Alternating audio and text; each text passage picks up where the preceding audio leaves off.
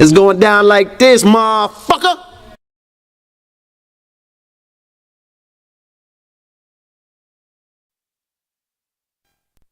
This shit is crazy. The following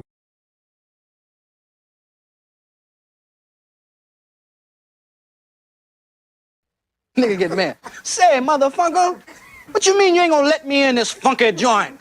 Much money I done spent in here, nigga. I knew your mama when she was hoeing. Hump, baby. Shit, bet I do it over time. Say that, nigga. Shit. Bet the bar, off time. Shit, boy, I'm trying to make me some money. Boy, I'm hungry as a hog need. Slap Jesus. Shit, gotta be a Jesus, cause too many black folks.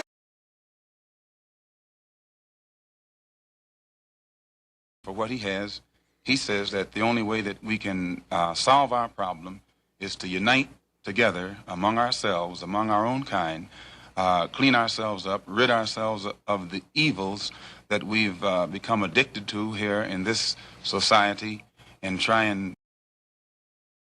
Yes, he destroy black boys. If you destroy him as a boy, he'll never become a man. Yes, he destroy black boys. If you destroy him as a boy, he'll never become a man. This ain't loud enough. I'm still trying. Loud enough. This ain't loud enough. I'm still trying. I just left a lot in this bitch. I'm finna hit the shop in this. Hey, where are the white women at? I'm trying to told you just what heard me. Hey, where are the white women I'm at? trying to told you just what heard me, man. Hey, where are the white women I'm at? trying to told you just what heard me, man. Well, gotta get a piece of mind.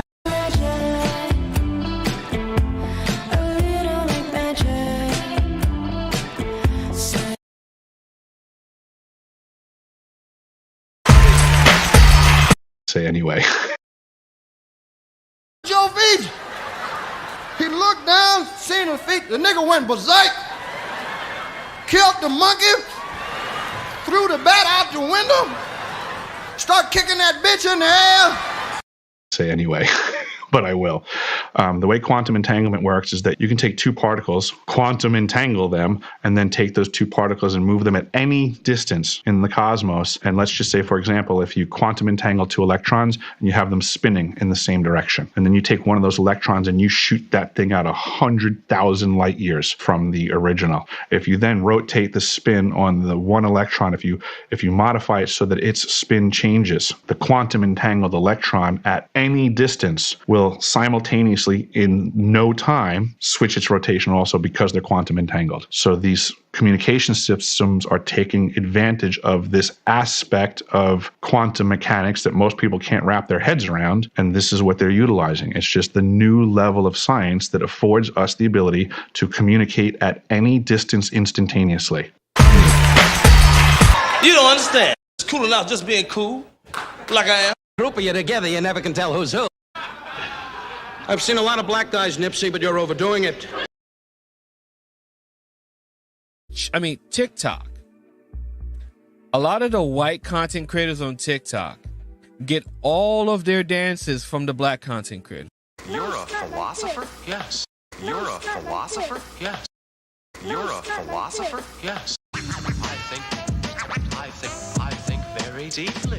You're a philosopher? Yes. I think very deeply.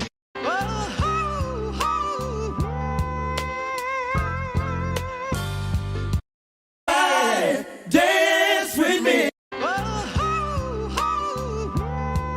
Hey, dance with me.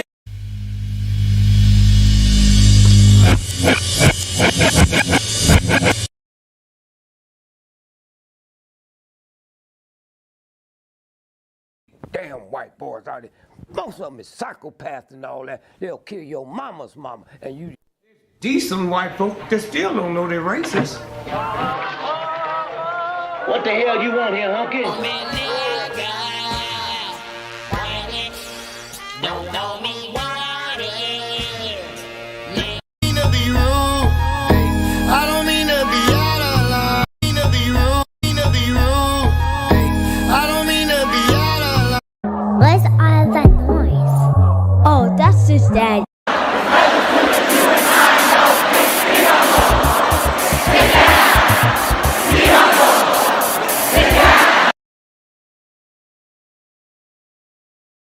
lines are still open. Oh shit, you can get it, nigga. You wanna get it?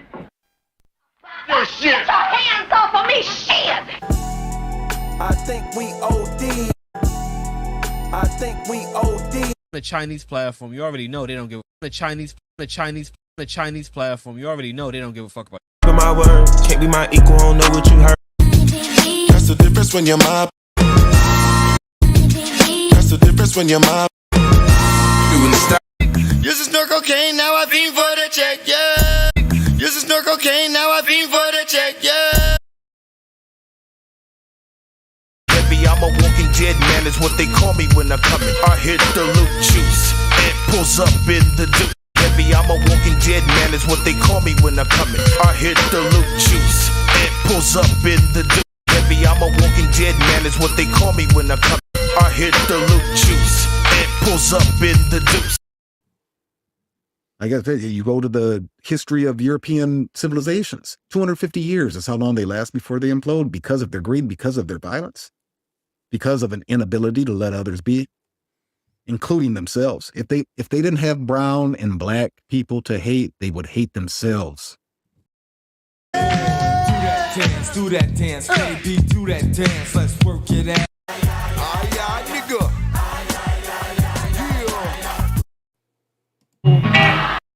Lean and buck, lean, buck, lean, buck.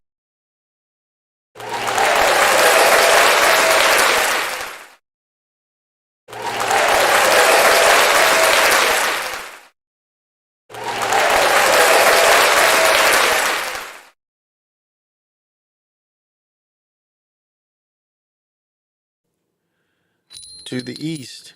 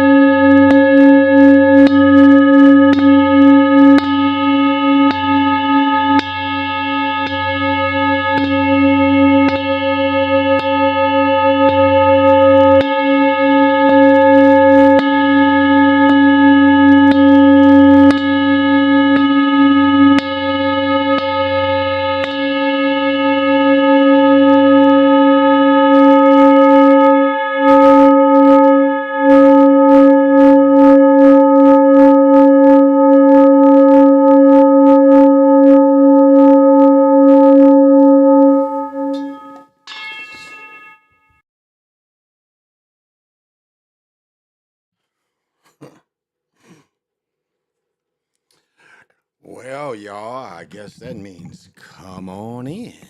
Come on in. Come on in. Come on in. I guess it's the introduction. Oh, I am drinking tonight. Had a nice little time off. Tonight it's time in. So we will be having the finest ale in the land, even though moderately. So again, during the Chocolate Mountain Show, we are highlighting Great Lakes, Elliott Nest. So, motherfucker frozen. I had to sit for a minute. So pop them if you got them. Feels frozen.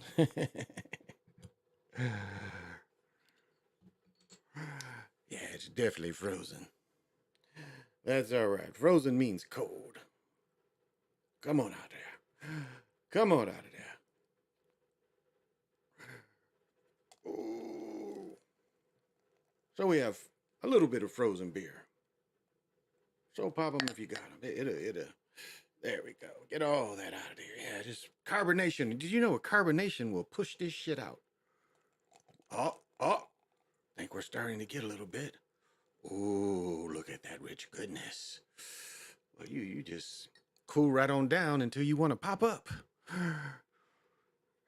And tonight we are still smoking on this same joint. So, God, I only hit it a couple times in the night. I'm on the gummies. Y'all know the gummies are so much better. I've been smoking on this joint all week. But just to hit it and, smoke it all. So smoke them if you want them.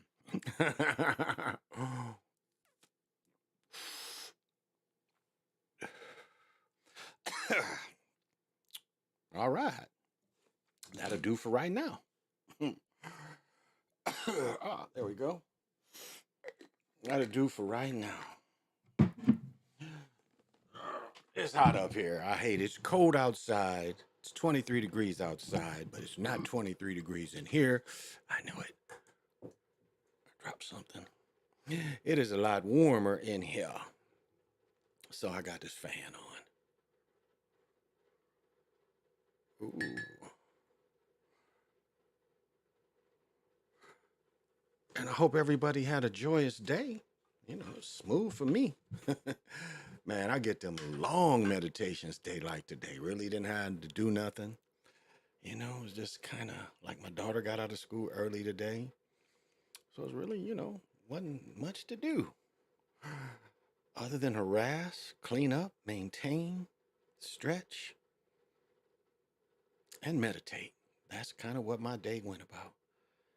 Got a few things to do tomorrow. And we're about, you know, I don't know where you guys are in the country, but we're about to get a big ass frost here. It's about to get cold. Let me show y'all these temperatures. Man, what they're predicting is coming.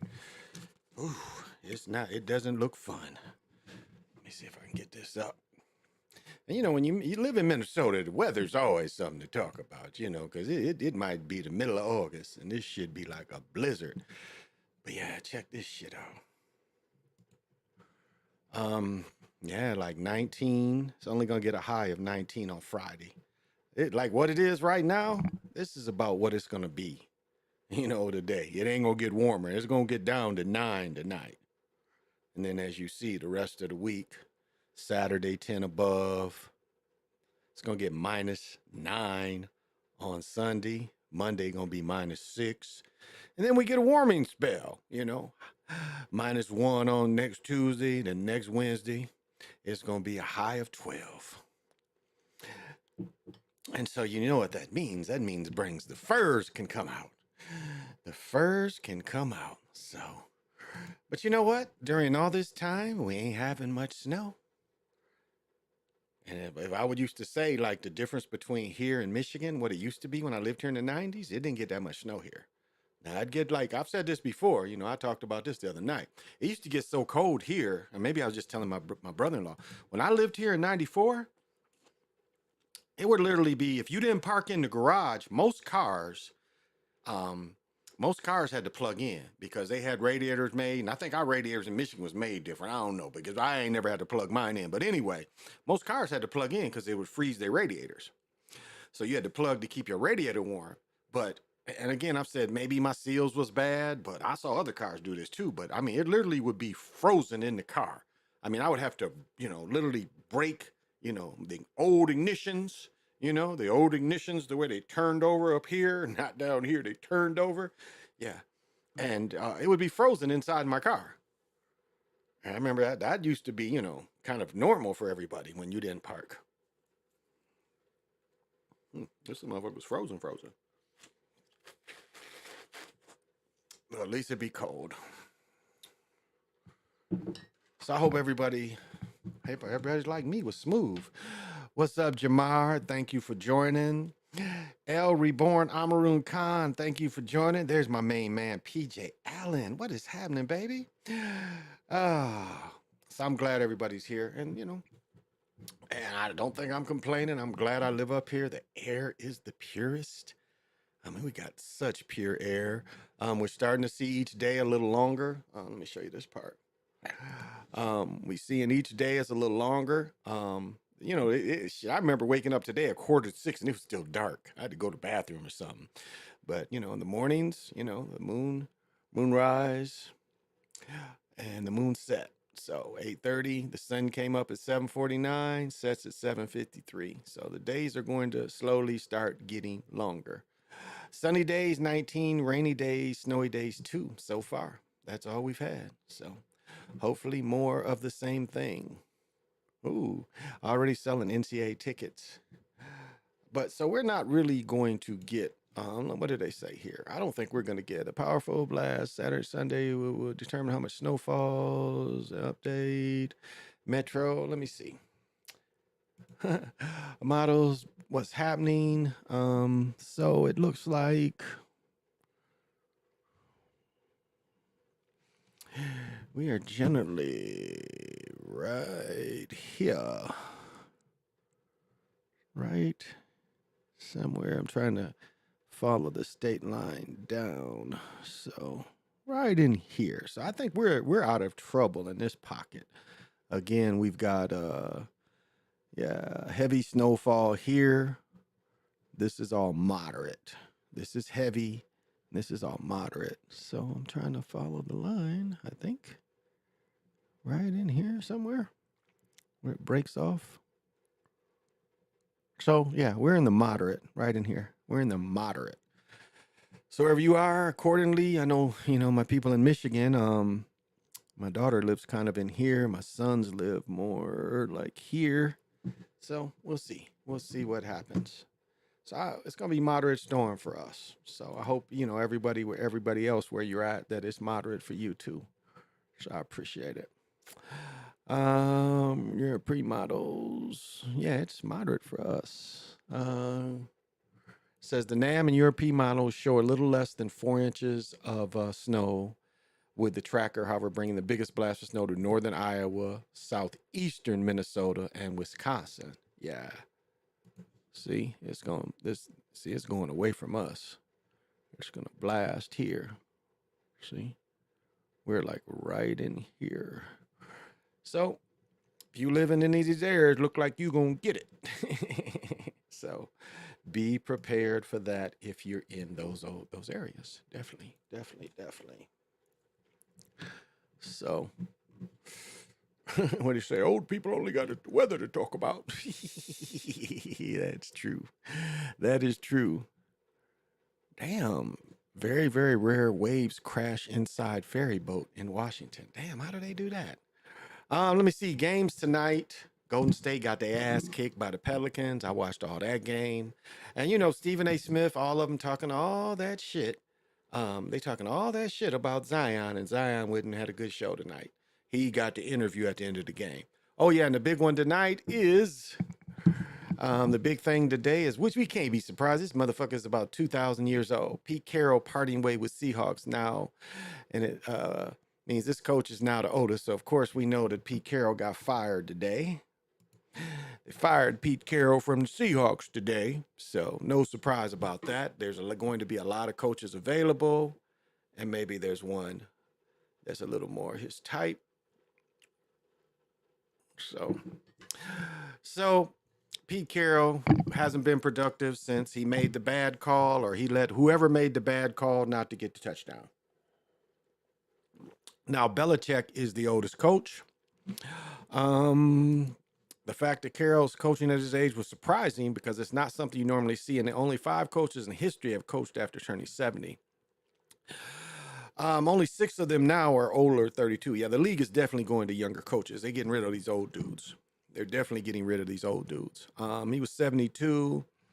5 oldest to coach a game. Carroll coached so long that he is now in the record book as one of the 5 oldest people to ever coach a game. He was 72 years old. Wow.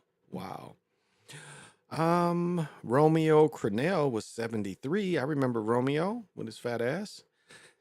Damn, George Halas coached. Wow.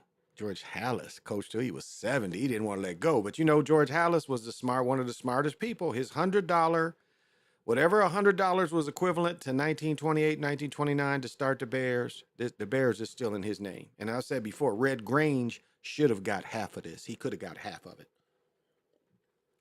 Wasn't a very good businessman. Marv Levy, we all know Marv Levy of the losing the 4 Super Bowls of the Bills.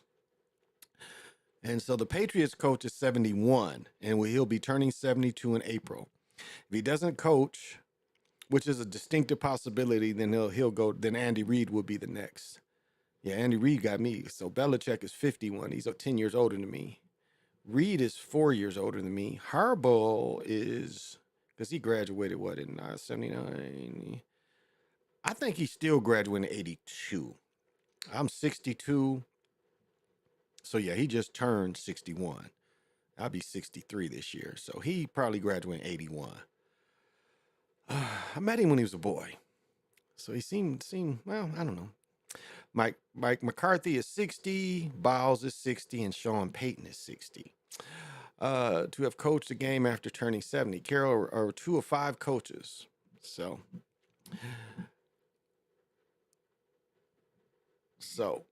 it was good to get rid of him. Good riddance. You know, the game goes by these people and relating. That's the biggest thing, is relating to the people.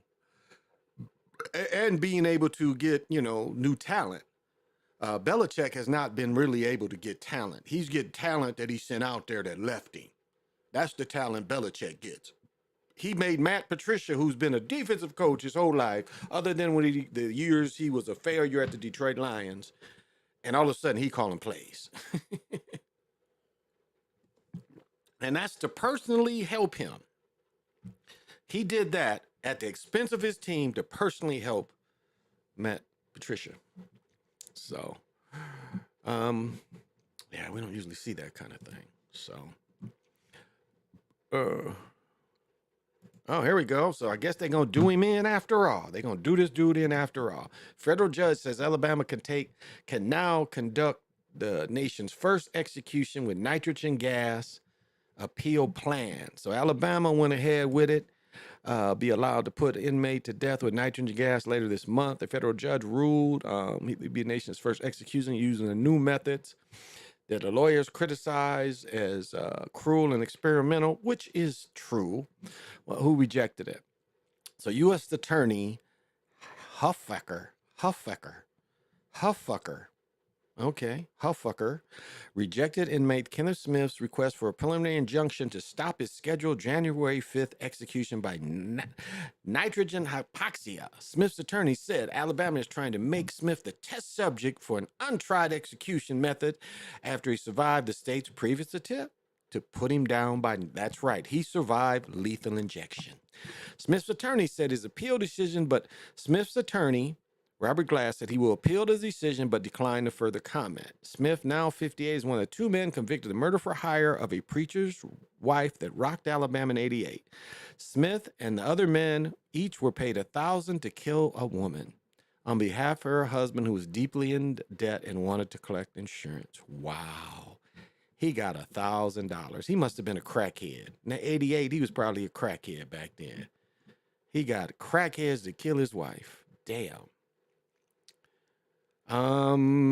Praise decision said moves the state closer to holding him accountable for his actions. Smith has avoided his lawful death for over 35 years, but the court's rejection today of Smith's speculative claims removes the obstacle. So yeah, they choking you, buddy. You getting choked. $1,000. He was a crackhead, some kind of on something to trip like that. Oh, okay. You talking about deaths? Is this new? Let's see if this is new. Yeah, I think this is new. See, mugs think they can get away from when this beast gets hungry. Local radio icon Jerry Loverman Wade dies. Is this new today? I don't know who this cat is, but the big picture for more than 40 years, Wade was known as the Loverman to millions of listeners. The Quiet Storm with the Loverman, Jerry Shade, on 106.7. So he was 61. Called sudden passing, a complete shock. So this was a sudden passing. Jerry was a friend. Jerry, when I moved through the bubble, one of the first things I did was hunt my Jerry to go station. Loverman was first got to know I spent it. Blah, blah, blah. So, okay, they snuffed him out and they ain't got much to say about him. So, you think your fame, this cat was on the radio. So you think when the beast ain't hungry, he don't strike? He don't know fame when he see it? You don't think the beast know the fame when he see it? The beast know fame when he see it. Oh, man. And it's like, this Keefy D shit is just so stupid. It's like, okay, who cares? You had an agent.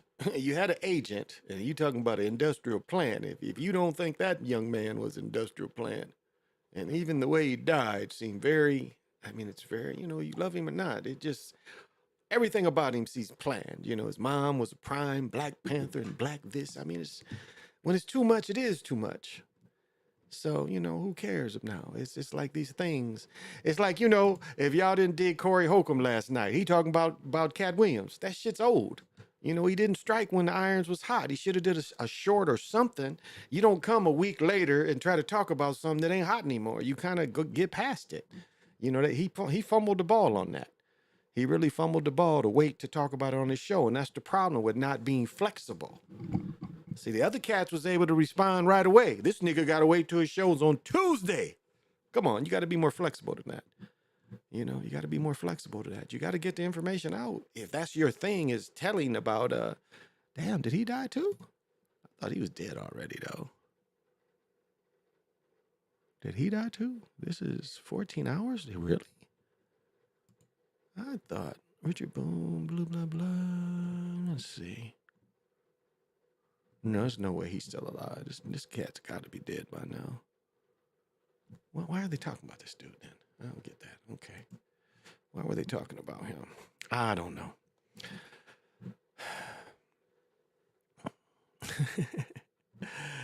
Oh, it's like, you know, everything is going on, but I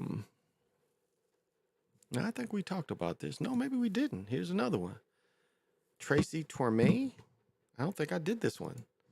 See, going on this super. Here we go again. Tracy Torme, Sliders co-creator and Star Trek: The Next Generation writer, dies. So this was a day ago. This is another one. Not really famous, but again in Hollywood. And when the beast calls, this cat was a little older than me. He died Thursday of complications from diabetes. Okay, so he'd been fighting diabetes his whole life. He probably was a drinker. Continue reading. He was a writer on Saturday Night Live for a while. Damn, 8th season. Produced Travis Walton fantasy drama Fire in the Sky, starring D.B. Sweeney and Patrick Swayze. Contact, so he helped on Contact. On the first 2 seasons of Star Trek: The Next Generation, he wrote the episode The Big Goodbye, which got a Peabody Award, and the Star Trek series, one of those, which was instrumental in the use of holdbacks as a show's centerpiece, holding back. He also served as executive producer, editor, and creative departure. So he owned some of it before he left. They gave him a little bit of it, which is cool.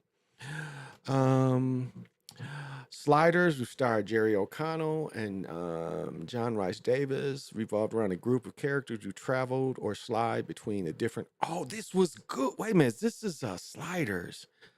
The series. No, okay, yeah, I remember that. But man, what was the book that the chick from?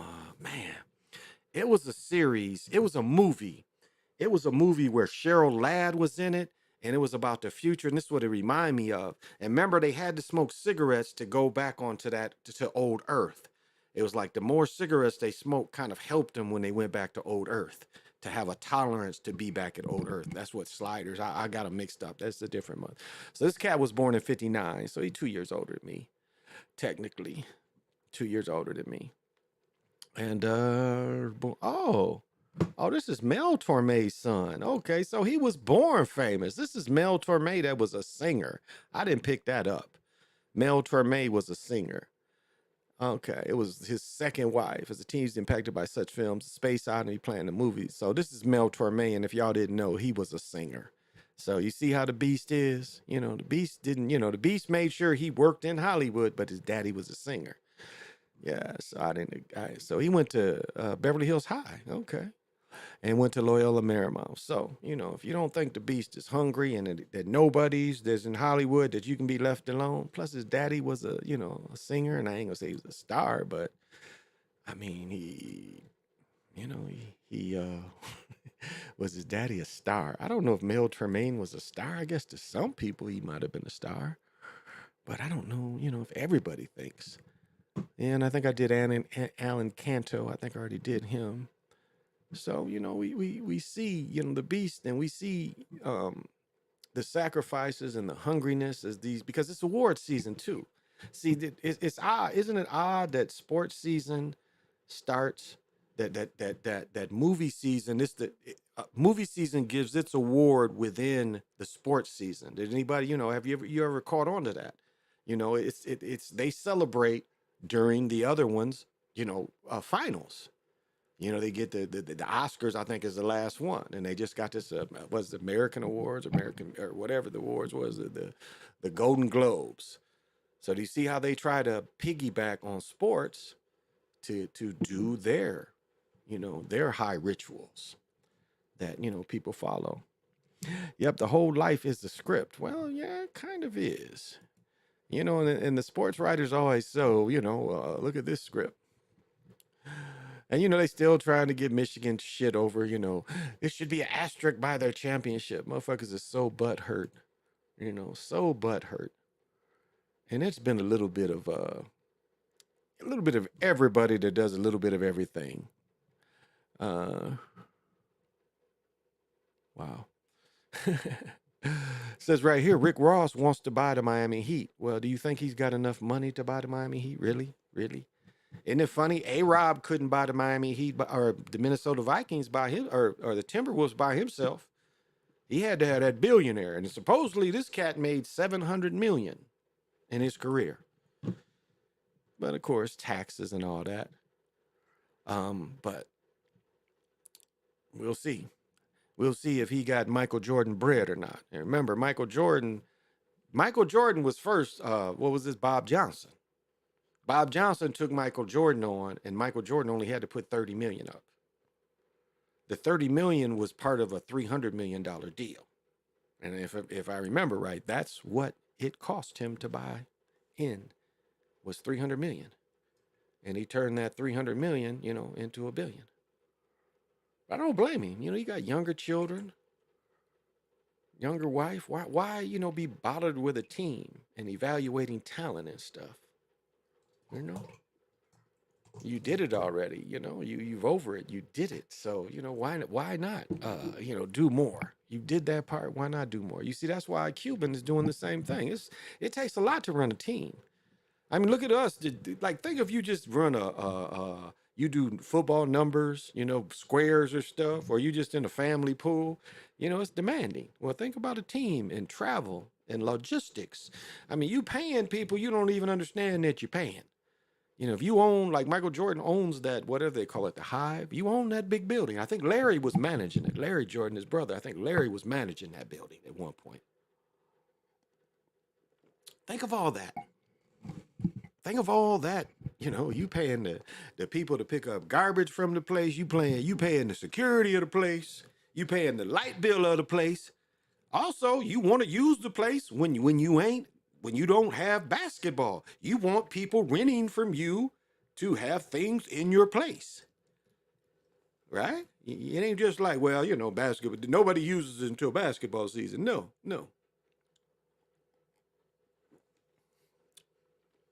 Here, U.S. Bank is used constantly. They let people go in there and roller skate. That's what they used to do in the old one, the old Met, or the old, whatever the shit was called before. It let people come in and roller skate. So these places is used all the time. Wow. What is this? Let's check this out. At 51, my wife began craving sugar. We had no idea it was dementia. My partner got dementia at 15. Hey, was changing. We had no diagnosis. I remember us stopping in a Mark's and Spence Cafe for coffee. For 7 months, she had been craving sweet stuff. She'd buy big boxes of chocolate and hide them. She'd go through our daughter's school bags and search her rooms for sweets.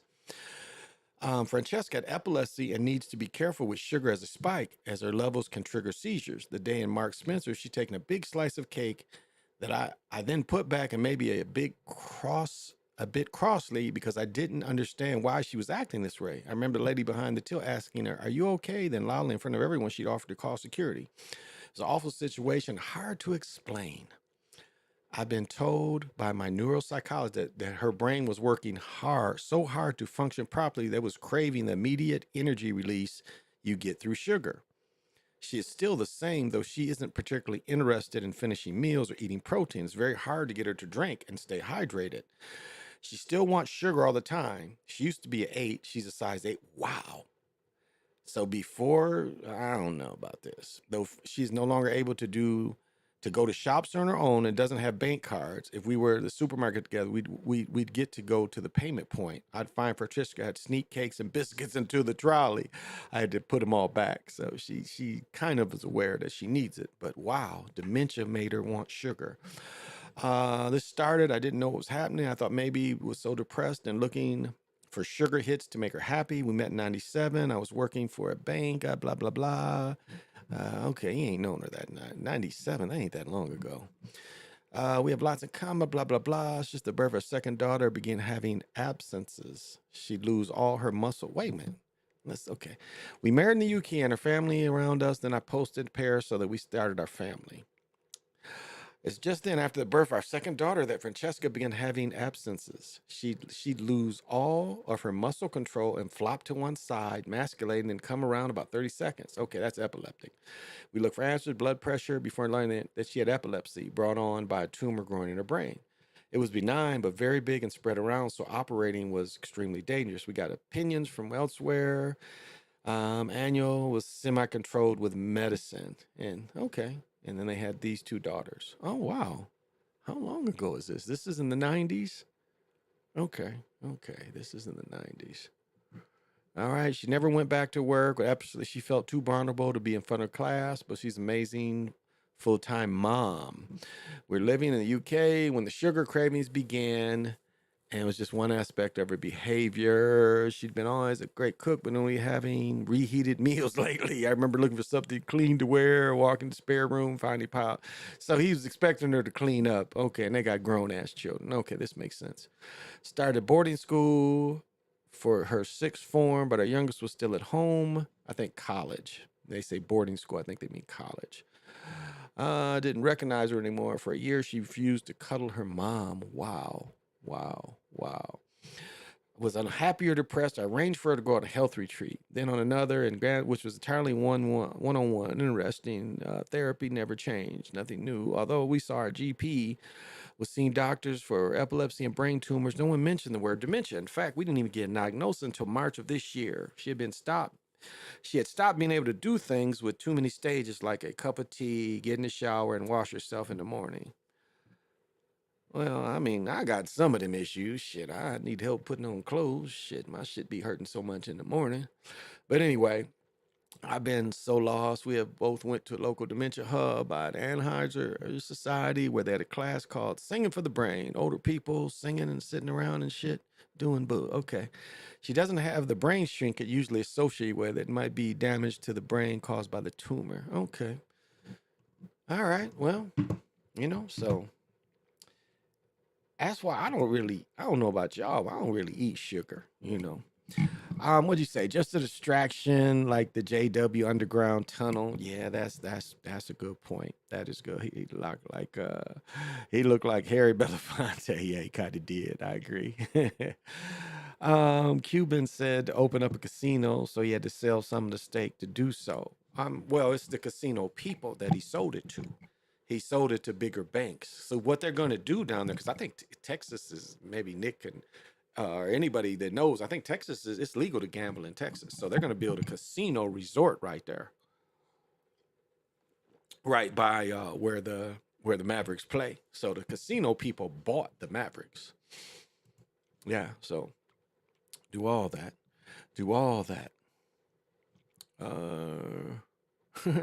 Jewish entertainers group criticizes Academy over diversity efforts. So they didn't put them peoples in the Academy Awards, huh? Okay. And they let the Indian chick win. Calvin Dickerson, what's happening? How you doing today, man? Okay. Tariq Hill, man, he said his house is done. What does he say about it? Hard Knocks, he spoke about the extensive damage the fire left behind. It's done, he told me. House done, bro. Smoke damage, fire, the whole upstairs. Oh, he said the whole upstairs is burnt down. One of the children was fucking with matches, fucking with lighters, and burned the house down. Wow. Oh, wow. So they living in another house at this time. But things are, things are smooth. Things are really smooth, Calvin. Thank you for asking. Yeah, yeah, things are good. Things are good. Ooh, Tamia and Joe. I love Joe. More and more. I want to go more and more. Ooh, Joe. I used to love some Joe. More and more. Oh, my ex used to love all that more. She hit me to Joe. More and more. Where were they at? They were simply titled To Me and Joe was initially a 4-city run, but since extended, quadrupling the amount of dates. It begins in the 9th in D.C., will stop in major cities including Detroit, Brooklyn, Oakland, Atlanta, Los Angeles, and Chicago, and before concluding in St. Louis. Tickets are on sale. Oh, okay. The Songbirds, 3 little words. Okay, I don't know about that bullshit. I'm seeing, I know I got your soul. Well, for everybody love her music. I love some Joe, though. More and Joe, so can I have you back? That's his official video. He's got some pimp music. Joe put out that pimp music. I'm coming home. What was that one? Joe got that pimp music. More and more. Yeah, Joe got that pimp music for y'all. And pimp music is, they don't care about any mother.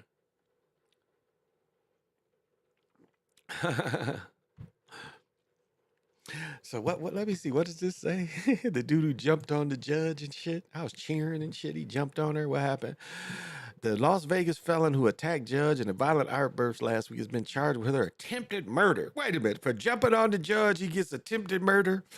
Deborah Redden was in court to be sentenced. Deborah. His name was Deborah? He was a dude. This is the big dude. Felony battery charge when he leaped over the defense table and judge's bench and landed on top of a district judge, Mary Hottas. And a criminal attained by has been hit with new charges of attempted murder. Yeah, they're not going to get that. He faces counts of battery on a protected person, extortion, intimidating a public officer. How did he do all this? Some of the charges referred to him allegedly fighting a Metropolitan Police officer, clerk, and a marshal. Spitting on an officer, okay, for fighting all them, they trying to get him. Leaned on top of the judge and immediately attacked her by grabbing her and pulling her hair, placed his hands around her neck and hitting her on the head. Following the attack, he allegedly told corrections officer he was having a bad day and he wanted to kill the judge. He allegedly told the officer, the judge has it out on me. And the judge is evil, so he was choking the evil out of the judge. And of course, you remember this scene of this hero giving it to the man. See, when you see him here, he is going to give it to the man. So you got to cheer for him to give it to the man. Give it to the man. Oh, he is giving. See, look at that. That's the best leap that's a better leap than Superman. There him today. Is that a Biggie shirt on? Did he have a Biggie shirt on here too? Maybe he had his Biggie shirt on. Biggie, one more time. Biggie. I was having a bad day, so I had to jump on the judge. He did that shit. He did. This dude was funny though, wasn't he? This bug was funny. Yeah, he was faster than a motherfucker. Like, they wasn't all paying attention, They was all like lottie-dottie and shit. It's like, this is the beautiful thing about this and us getting them back is they was all like, it's really like kingship. Like, I say I've got ultimate power. I'm protected. And he showed them that people don't care anymore. You weren't protected. They showed where you were vulnerable. So what, they gonna put the prisoners in the cages or they gonna put the judges in the cages? And I said that hero we had a few years ago, that mug killed the officer that was taking him to wherever, killed that person in the hallway, ran back in the courtroom, killed the prosecuting attorney, and killed the judge. I like where bad guys win every once in a while. Because, you think it's over and you just going to fuck them up and put them in the cages. Well, eventually it shows that, you can't be in control all the time. Where they think they're in control all the time. They're vulnerable. And I think things like this is going to be more. So you're going to have to, again, it's more prisoners than the prison. So why ain't the prisoners just fighting until they die? I mean, really? And as I said before, that old Batman showed, what they want to turn and what slowly, Southside Minneapolis was going to turn to. Because people don't understand, if the riots and stuff kept going, they was going to starve everybody who lived in that part. Really, North Minneapolis and South Minneapolis, they was going to starve everybody out. I mean, people don't realize already, trucks and shit wasn't going in there. Now, they knew something because I talked to people that worked at Target, and they would float over there every now and then. But they said that that Target that got attacked in the Floyd, they said they quit taking inventory in like a day or two before Floyd. So, I mean, maybe they thought something, and that's the one they emptied, to tell you, the broke people. like, like if you was at home and they said, they're looting Target. Okay. I mean, what really can you get out of Target? I guess food, yes. But I talked to somebody who went into Target, and they said the toys was the first thing to go. So that shows you who it was. And I told you someone that they went into the Foot Locker, and they said that all the women's size shoes was gone. They said the men's shoes. So that tells you who went up in there. It was ladies, girls, ladies, getting all the little shoes. So, I mean, I'm not running into Target for that. Okay, here we go. I love him. I love this flyer picture because, and he was whooping all they ass too. He got some chokes in on her. Then he got up and got to getting business with them. Front of, once again, this time shackled and closely watched to resume his sentencing. He was given 19 months to 4 years in prison. I want to make it clear. I'm not changing or modifying sentence. I was in process of imposing last week before I was interrupted. Who had a mask covering his face and gloves on his hands. Following his written return to the court on Tuesday, preliminary hearing in connection with his violent eruption. The shocking incident was captured on raw video when the defendant had Superman to cross the judge. Before attacking the judge, he asked the judge to be lean with him, describing him as a person who never stops trying to do the right thing, no matter how hard it is. I'm a rebellious person, he told the judge. Later, he didn't think he needed a prison sentence. He's like, I just jacked somebody up and really didn't mean to. So what did she give him? What did he get? 19 months. 19 months. So he's given a year and a half. So he's nice. So he could do, but basically he was given a year and a half. Yeah. So good behavior, less than a year. I think he was probably drugged to do this. It's appropriate for you. You have to do what you have to do. As a judge made it clear to the defendant that he would be going to prison, and a court-martial moved to put handcuffs on me. Redden lunged at the judge, who was not in custody at the time, had been saying, "Nah, fuck that bitch," before he leapt forward. He was saying, "Nah, fuck that bitch." Then he allegedly slammed the judge's heads against the wall, struck her head once, and pulled some of her hair out, according to the documents. She then hid under a desk, balled up, covering her face, while he was wrestled to the floor by court officials who was seen throwing punches. He was jailed on $54,000 bails. Oh, I didn't think I could laugh about this any more than I laughed last week, but it's just as funny. It is just as funny. Juxtaposard. It's been a while. I just trust you've been the fan. Oh, yeah, indeed. It was a mess now, Shit hitting the fan as we speak. Oh, that's true. It definitely is. It definitely is. I know, it's like somebody showed a short of people, like them Hellcats can get away from radios. My dad told me a story. Now check this out. My dad told me a story a long time ago. My dad had a satellite. I think my grandfather had a 300. They bought it from the same Dodge dealership, I'm sure. And them the thing about hot rod cars is, and what you're seeing with these Hemis is, you can drive faster than they can radio. Now, I know that sounds crazy, but you can drive faster than they can radio. And my father told me that story a long time ago. He was talking about them Hemis was chasing a dude. And he said the dude ended up crashing, but he said where he crashed was way away from where they was chasing. He just finally lost it. But, you drive so fast, you drive faster than they can radio. By the time, the radio and they respond, you way down there. And you see right now, they running away from these cats. And now, it's not very inexpensive to have two plates, to have a plate that flip over or to have a plate that cover.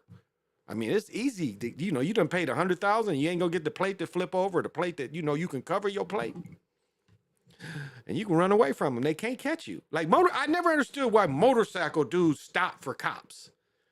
Like you can accelerate so fast. Fuck him. I was like, there's no way they catch you. Them cars don't go what? The fastest cop car got maybe 300 horsepower. So you can get away from them. God dang. When is this? This is last 2 days? Ooh, Gruden is still going to court on the NFL because they talking about they might bring Gruden in to coach. Damn, I didn't hear about this one. God damn.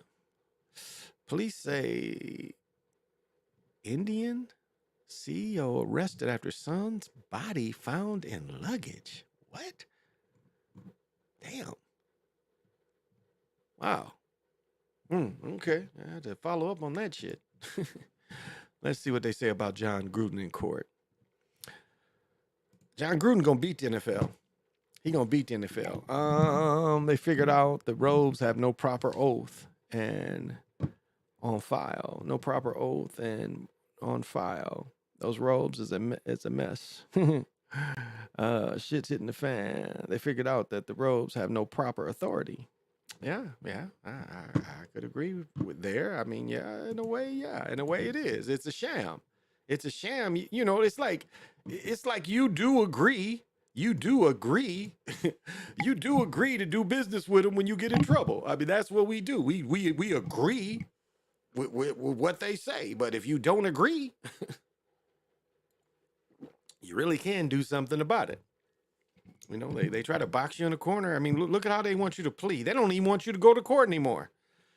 They want you to plead. They don't like courts. They don't like the what if. They don't like that. They only like when they can win. It costs them more money. You got to bring people in. They got to feed them people. And then they want to say, because what they tell you is, we'll throw the book at you if you go to court. Why? Why should it be worse? It is everyone's right to be heard. But that ain't what they do. All right, John Gruden, a panel of Nevada Supreme Court heard arguments Wednesday in Gruden's lawsuit accused the NFL commissioner of directly leaking his racist and misogynist emails in an attempt to harm Gruden's reputation and force him out. Gruden filed his lawsuit in 21, so wow, this is 3 years, and resigning under pressure when some of his emails came out with him and Daniel Snyder was both saying nigga this and never this, boy talk. The league thought they could cherry pick emails 4 years ago when I wasn't even a coach and try to end my career. At the time, the league spokesman said neither the NFL nor the commissioner leaked Gruden's offensive emails. The NFL's argued in court to toss out Gruden's claim, saying a clause in his contract Raiders required him to file his claim through league arbitration. So far, the judge in Nevada sided with Gruden and denied arbitration. Before a 30 panel, Gruden's attorney argued that arbitration, a process is controlled by the NFL, where any discovery would not be made public, would be unfair to his client because he is no longer a league employee. There's presumption in favor of arbitration. There's not a valid enforceable contract, the judge says. Yeah.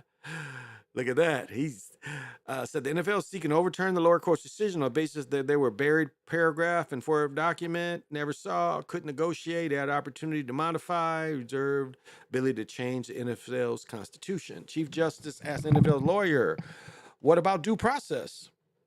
To have a dispute with somebody who is the one deciding the dispute? Do you guys hear this? To have a dispute with someone who is deciding this dispute seems like there might be a problem.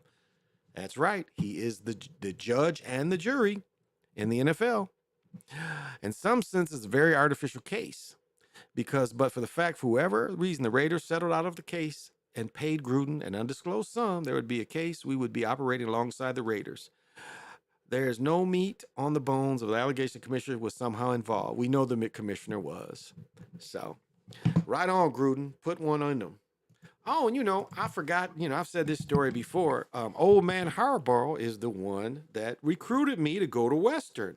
After our Gold Bowl season, I was in great shape, hooping great. And it was either Thursday or Friday night before I was flying home for winter. We had an intramural game. I mean, I'm dunking in warm-ups like nothing. The game we played a couple days before, I remember I went through everybody and had a nice little dunk and was by myself, breakaway, stole it, breakaway, running down court. And as I planted, my knee popped again. And whatever, I don't know if, I don't know. It's trying to think what they called. It's like, I don't know, bone on bone damage is what I really had. Trying to think what you call this inside your leg. Wasn't torn back then. If you had it torn, they would like take it out, but it wasn't torn. When I finally had surgery, they just shaved my leg. They said it just looked like one of the bones hit and flared and probably gave me a spur in my knee. And so that was causing inflammation in the meniscus. That was causing inflammation in my meniscus. And so it probably, the spur would like, if I landed a certain way, the spur would probably hit me. And to say like the same place where because before I went to camp as a sophomore, I was playing catch in the backyard when it was wet. I slipped and that was the first time I popped my leg. And I probably shouldn't have played. I remember I went to the doctor. He said, "Oh, you got loose knees." And I used to tape my knee up. Like that was what was good. In camp, I taped my knee up. So I never hurt my knee. But when we played down at Tennessee State down in Nashville, I got hit on that knee. And I used to wear wrestling knee pads, football knee pads and wrestling knee pads. And got hit on it again. And then hooping, motherfuckers used to always bump knees with me. So I kept jamming it. But that's what happened. I met with him and I was like, I can't really do anything because I went to my high school, tried to play basketball. And this is how hurt I was. I went to the high school and I was working out with the varsity and my coach saw I couldn't move. He's like, "Why don't you go work out with the JV?" So I started scrimmaging with the JV and that was definitely more my speed because I couldn't really move. I was trying to keep myself in shape, but I was obviously hurt and limping. But I remember my varsity coach was like, "Go work out with them." Because I was hurt. I was definitely hurt. And so, I met with him and I was like, "Coach, I can't really, try out." And he's like, "Okay, maybe in the summertime." And yeah, I forget. In the summertime, never contact. Oh, I broke up with the girl. I was gonna get married and everything and move to Michigan, and because I couldn't go then, that summer didn't have everything go, and it ended up falling through. Plus, they wanted to switch me positions and shit too, which, you can fake it. You can always fake it, but I'm a receiver, but I could catch. So you always fake it. So. Right on to Gruden. And, start watching college games now. Damn, how long ago was this? This is new too? Damn. See? Now this is new too. Somebody else from Hollywood knocked off. Tracy Hurley Martin, who worked as a comedy booking agent, film producer, and publicist for such artists as Prince, George Michael, Depeche Mode, Bush, and The Cure. Why did it do that? Many others died after a 2-year battle with cancer. The Hurley Martin dies. I don't know which is which. She represented Goosebumps, Mary-Kate and Ashley Brand, two of the biggest children's properties of all times. Wow. Goosebumps was everywhere. Books, she produced films she produced was accepted into and screened at the Tribeca and Edinburgh Film Festivals, aired on PBS and the IF channel. In addition to her 30-year in industry, she was the co-founder CEO of the Morbid Autonomy Museum and leading advocate for death positive movement. What the fuck is a death positive movement? I don't understand that.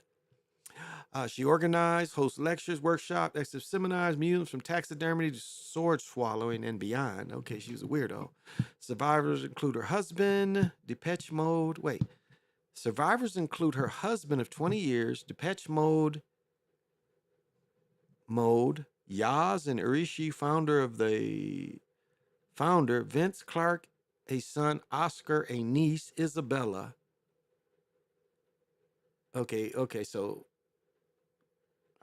I'm her identical twin sister and author Tanya Hurley. So these are sisters. I think these are identical sisters. So I don't know who's who.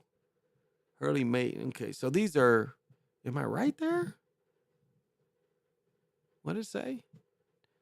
A survivors include husband, Depeche Mode. Depeche Mode is her husband, or is this the group's name? Depeche, or this is odd. Depeche Mode. Okay, and then Yaz and founder of Okay, see, it's odd. It didn't really need a period. Is Depeche Mode Yaz and Irshi founder Vince Clarke? Or I mean, okay, she has a son named Oscar and a niece named Isabella. So who has the twin sister? Because they say, okay, so Tanya, this is Tanya and Tracy, I guess, or this is her daughter. I don't know.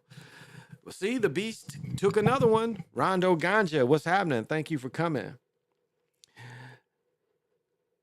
No, I've never had a heel. Well, yeah, okay. I haven't had any heel spurs, but I've had like 3, like in my, let me get this right, in my right foot. Yeah, well, I do. I have let's see, can I describe this? I've broken like my foot in 3 different places, and so I have calcium-like deposit, and that's what a bone spur basically is. It's like a calcium deposit, and yeah, they would like hit that soft tissue, and my foot would swell up, but that hasn't happened in a long time. But I do have like when I got my knee checked, that's something I have in my knee. I have like bone spurs in my knee, so. But it looks like it'd be pretty easy to take care of. So, but yeah, all I was talking about, the beast is hungry. So the beast took out one of the sisters, or this is the mama and the daughter, or these are the 2 identical sisters. I can't tell, but the beast gets hungry. So, you think, no matter how small, how big, if you was famous, they coming after you. And now they try to justify, they saying this is famous. That's what's funny about this all. They try to say that, you do this and you should be sacrificed because you do this.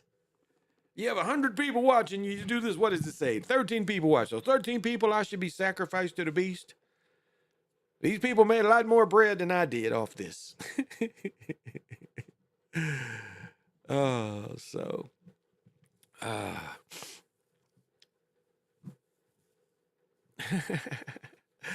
Now they're trying to shame dead mugs. Wow. Says Matthew Perry assaulted woman and lied about being sober. Okay, he's dead. Obviously, it was something he was hiding from people if he died. He said he had some of that Canton shit in himself. Damn, now see, I looked at my cousin. I was talking about this. I was just talking about this. My little cousin.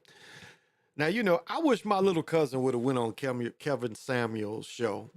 Let me tell you, my cousin probably got in her early 20s when Facebook and YouTube, but Facebook. So in Instagram, where these little chicks, okay, let me tell you her history. This chick started having babies at 15 or 16. Now, I'm not saying this to shame her. I'm not really saying this to shame her. No, she was cursed. My aunt had a child at 13 or 14, her grandmother. Her daughter had a child at 15 or 16. Her grandson, he had this little girl I'm talking about, he was 16. This chick had a child, her first child, and, rest his soul now because I think he's passed, but she had him at 15, 16. So the time this chick was 23, this chick had 5 children. Again, I love big families, and I don't really want to shame her, but I shame her because of this. All of a sudden, she an Instagram model. All of a sudden, and it's like, and if you would follow what she's saying, you could see, that this chick thought she was a greater value, than what she really was. Chick, you's a hood rat with 5 children. You ain't nothing more, nothing less. Now, a hood rat with 5 children is going to attract a certain kind of individual. And that's what she was attracting. Obviously, all the children, daddy ain't the same. And again, I'm not really trying to shame her. I'm just trying to say her opinion of herself for a pimp is like, use the hood rat. If you try to follow what I'm thinking. And I'm not putting her down. I'm just saying, you know, you looking at her, you're like, okay, she cute, and you got to talking like, oh, you got all that going on. She be like one of them. You be like, oh, you know, your cuteness ain't gonna overcome, you know, you got them 5 children that's in your team. That's all I'm saying. But the shaming part comes is like this story I'm about to show you right here, because she showed a picture of herself, and I'm like, honey, I know how your grandmama was shaped. I know how your mama was shaped. And this is fake. So right here, what is a Brazilian butt lift? British mom dies aboard plane after risky procedure. And this is such a fake look. You know, putting that Botox in her face. I mean, you know, she looked like Scotty. You would think this is Scottie Pippen's ex-wife. You know, this why the same look? Why all these chicks want to look like this? A British mother of 3. Again, she got 3, but she thinks she a model. died days after getting a Brazilian butt lift operation in Turkey. Demi Agala is thought to have suffered a heart attack after returning to the clinic in Istanbul for a checkup following the surgery. Relatives told the Sun newspaper she was pronounced dead in the hospital on Monday after going to cardiac arrest in the taxi on the way to the hospital, with her partner Brady desperately giving her CPR. Miss Gola from Stafford, Greater Manchester, thought to have suffered a heart attack caused by a fat embolism after going under the knife. Her brother Carl urged others thinking of doing the same thing not to do it, told the paper. It is tragic what's happened here. We are in shock. Thinking of flying to Turkey to operation, so I'd say don't do it. But mother of 3 that had a boyfriend, but it was she's 26 in her own mind. Mom, she didn't want to go. She had it. She's only 26. Shouldn't have died. Shouldn't have did it. It was a high risk. She probably went alone.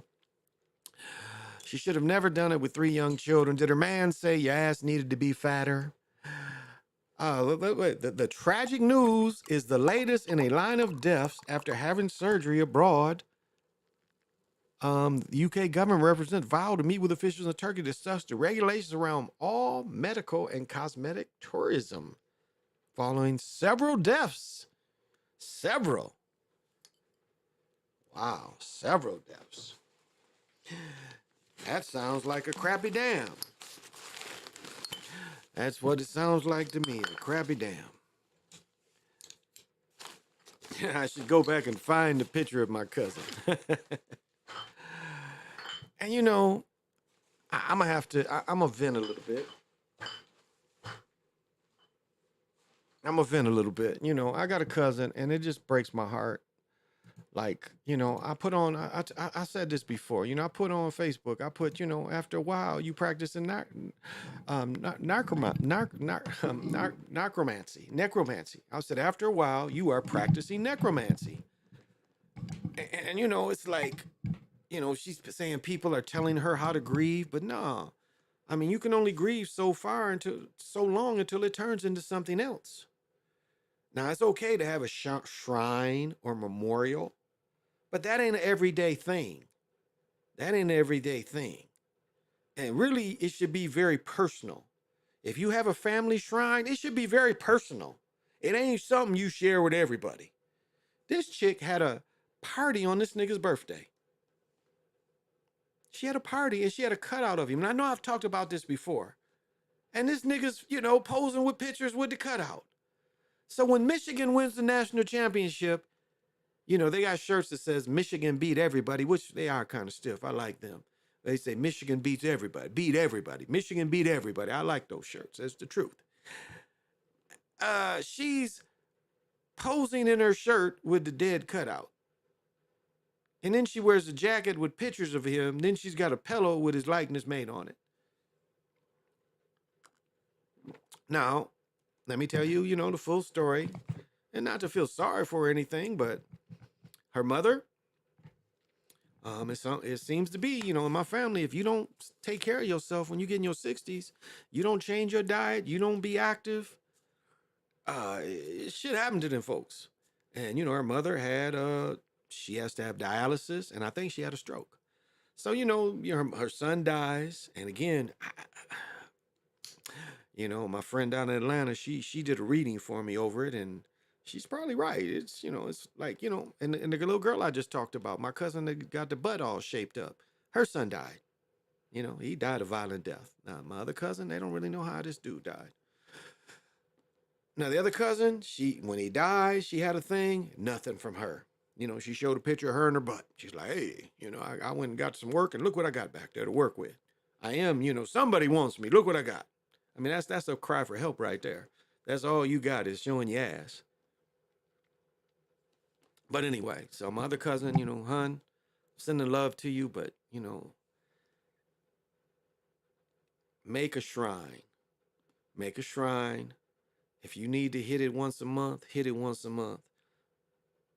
Or if you need to even use it on his birthday, you know, light candles and shit and things he liked.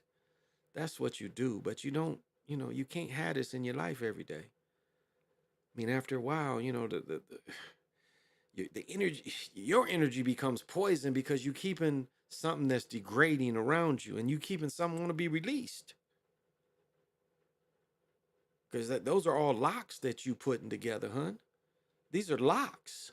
All these picture and all this, if you're not putting it in a monument where it can grow energy and can give and take back, it's just, you just taking from it. I mean, it's nothing more, nothing less. You're just taking from it. You're still feeding off of this. You know, grief is, you know, I can't tell anybody how to grieve, but I can say this, you're harming yourself. You know, it doesn't seem like anything else that's living is important to you. It comes across as the only thing important to you is something dead.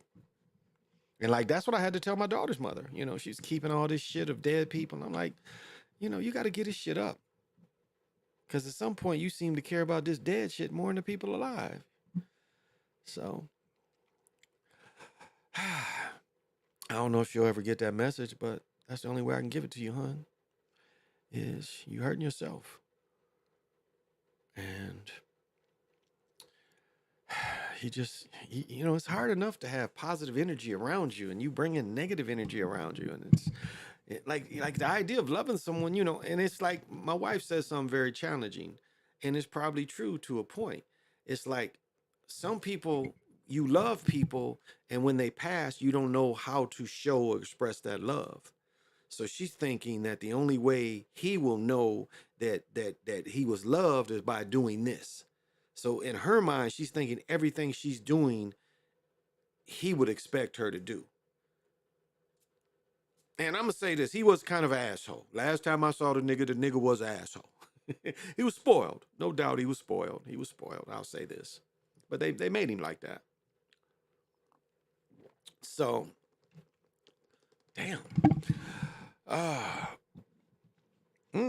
Y'all see Melania Trump's mama died. Did y'all catch that? See? She got to be vice president. This Russian got taken out. They took that Russian out. This got to be a really old picture because this mug here is super tall. He's about 6'5", 6'6". He's tall. But yeah, the grandmama right there got taken off. And she wasn't that. She was 78.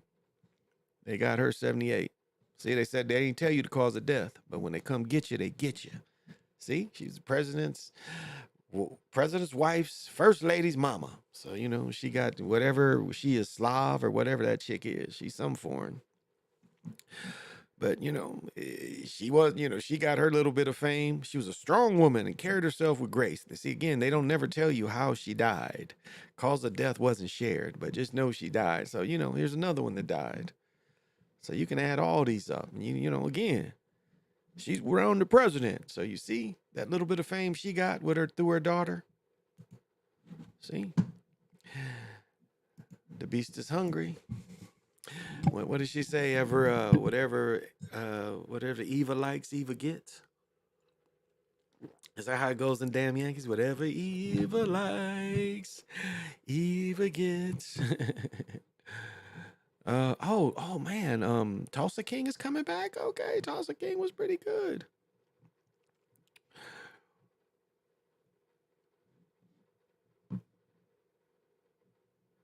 Oh, okay, so I kind of saw that. Oh man. Life is but a dream. Who is he? You know, it's fucked up when you come to something. It's like, who is this nigga? Harold Wagner III. Legal problems does not end. Look, he got Nike on. So, okay. Harold Wagner will not live the final. What? Will not live the final year. Wait a minute. Harold Wagner will not live. That's wrong. Final year in the form of he dreamed of. The 33-year-old golfer was detained under the influence of alcohol. Final initial reported North Carolina. It occurred.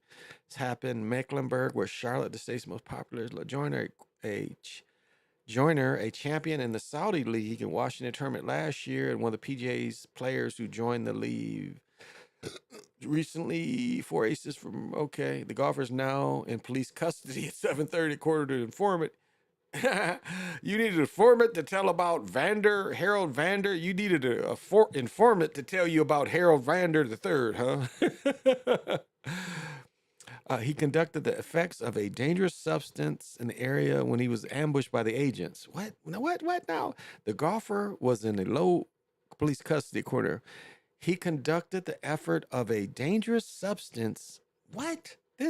Who wrote this shit? He was ambushed by the eight. What does that mean? He was going to buy some shit and they jumped on him? The amount of alcohol in the test revealed the double amount of...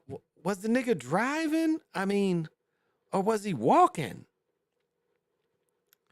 According to the informant, he conducted the effects of a dangerous substance. What? Was the nigga driving? I mean, this makes no sense. It don't tell you if he's just walking around.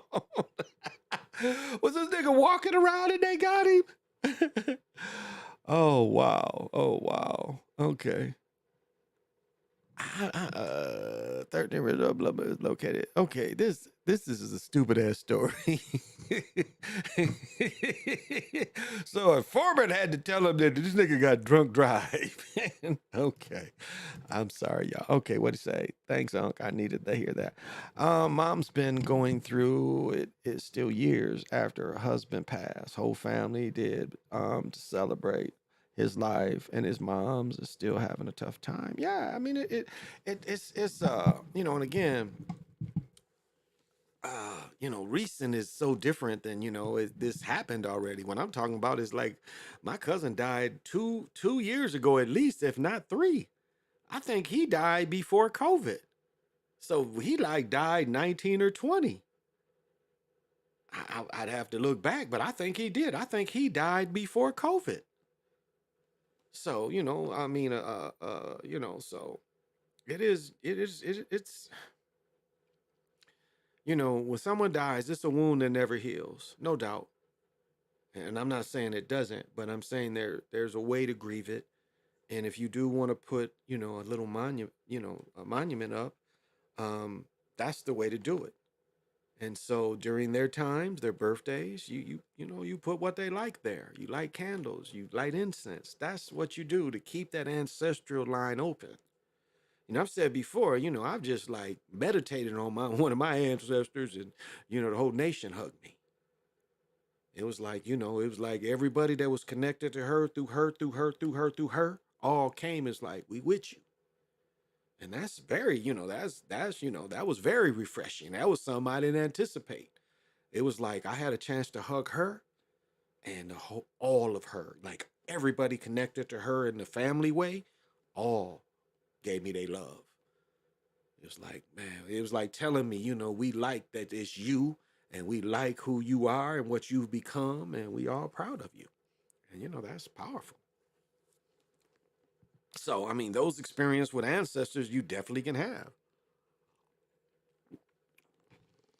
I mean, it was, you know, things that I was, you know, pondering on my well-being, and, you know, like ancestors came to my dreams. You know, my grandfather, like, has been in my dreams and my brother's dreams.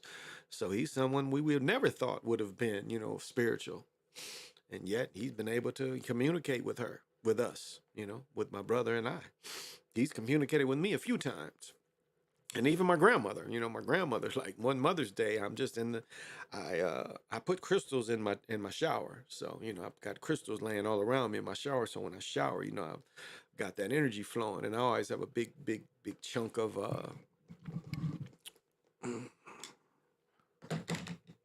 and I'm never fire or don't have on me shungite. I've got this on me, all the time or near me.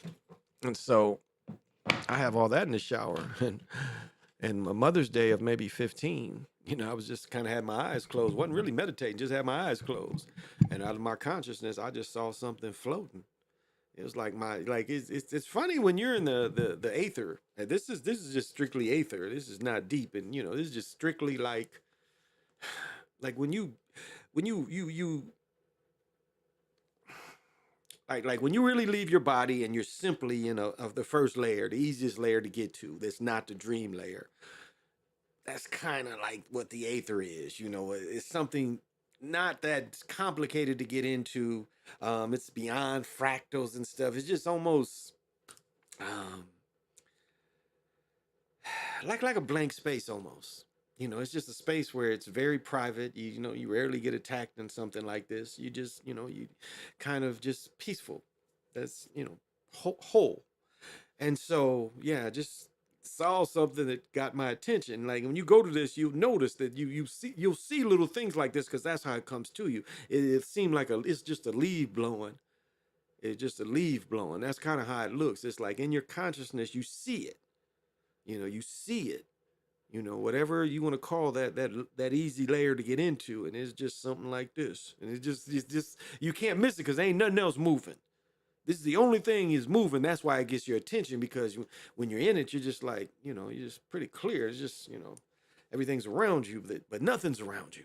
But to see something moving will catch your attention. That's the point of it. And when it developed, it was like a picture of my grandmother in black and white, my dad's mother. So, she was able to send me love. And actually, it was on Mother's Day that year. And she, she was a holy roller. But still, there's some spiritual love in that. So, 39 one-hit wonders of the 60s. Let's check this out. What was some one-hit wonders of the 60s? Nobody really wants to know, but everybody wants to know. Where? Oh, okay. Let's go here. Did we do this? Dirty Waters, the Chandels. I don't know that song. Okay, who's next? Eve of Destruction, Barry McGuire. Okay, don't really know that song. Time Has Come Today, the Chambers Brothers. Time. They got that long riff. Time. Time. Yeah. And they say can't turn you loose, but time. Who is this? Louie. Oh. We gotta go. Yeah. Me and Louie. Oh. We gotta go. Yeah. Oh, man, that's Animal House. I love that in Animal House. I've seen that happen in a dream when my grandmother was recovering from a bad car wreck. I saw 1 million of our ancestors from families supporting and hugging and praying for her. Yeah. And I mean, it'd be all them hands. I'll give props to, no, I ain't give her no props because fuck her. But it takes to get you here, like 144,000 people just to get you here. So, and I've said before, my grandmother, whose picture came to me in black and white, the one time she met my son Brennan, she's like, "Who is this?" I was like, "Oh, this is my son." She's like, "Oh, this is Brennan Macon." And she kissed him, and that kiss is, everybody that came from her. I've talked about this recently. That kiss is from everybody that came from her. That's how it works. I mean, she's like, okay, this is one of my babies. That's how she looks at it. One of my babies, too. All right, here we go to Stranger on the Shore. Don't know this damn song. Venus riding. Yeah, the Go-Go's or somebody did this song. Venus, one of the, let me see. Somebody else did this song recently. Venus. MacArthur Park. I don't know that one. I don't know MacArthur Park. What is this? Oh, let me put it to Trogs. Wild Thing. Sorry, Trogs. Wild Thing was made popular by Jimi Hendrix. What did they make? We Ain't Got Nothing Yet. We Ain't Got Nothing Yet. Original performed. I don't know this song. I'm getting stomped. Ringo. This is a cowboy song that before one TV show. Lauren Green wrote Ringo. He became a hit song in 1964. Not only did it go number one on the U.S. pop charts, it also snuck in the same spot for easy listening charts and would hold the spot. Ringo would appear on multiple charts and was originally recorded as track Green's Welcome to the Ponderosa LP.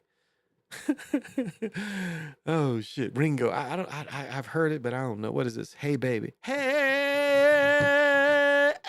baby. I wanna know, will you be my girl? Oh, you gotta love that. Oh yeah, I like this one. Hey baby. I wanna know, will you be my girl? I did kind of like that. Okay, I knew that one. He only was one hit. Who is this? Green Tambourine. Yeah, no. Dominique. I think this is from that movie here. Yeah, The Singing Nun is French language. Belgian wrote and performed. She is also known. She was in The Flying Nun. Oh, The Singing Nun. A nun is Spanish. Okay, I don't know this shit. So pass. California Sun. No, pass. What is this shit? Wipeout. Wipeout. Wipeout. Yeah, that was a stupid ass song. All right. Damn, look at that hairdo. Damn, and he looked greedy like he done hit it or something. But look at that hairdo. It's like, what do you call that? Where you just got it straight whooped up. Harper Valley PTA. Okay. Yeah, I knew this song. Yeah, Harper Valley PTA. I kind of talking shit about fucking with my children. I kind of know this song, and I know these oldies. Alley Oop. I don't know this song. Alley Oop. Nah, I don't know this song. Alley Oop. Alley my ass. Nah. Hey, kiss him goodbye. Nah. Oh, yeah. Come on. Y'all sing this with me. Everybody, get your hand in the air. Nah. Nah. Hey. Goodbye. You guys know that song. Nah. Nah. Hey. Goodbye. Oh, this song is actually kind of sweet. Yeah, I know that. Whenever I love you, the way that I love you, and way that we do, my love, wanna kiss it, hugging and kiss me, I wanna kiss it too right now. Nah. See, I know a little bit of it. Mother-in-law. Can't get along with my mother-in-law. I want to hit her in her jaw because I can't get along with my mother-in-law. That's from Johnny Guitar Watson. What is this?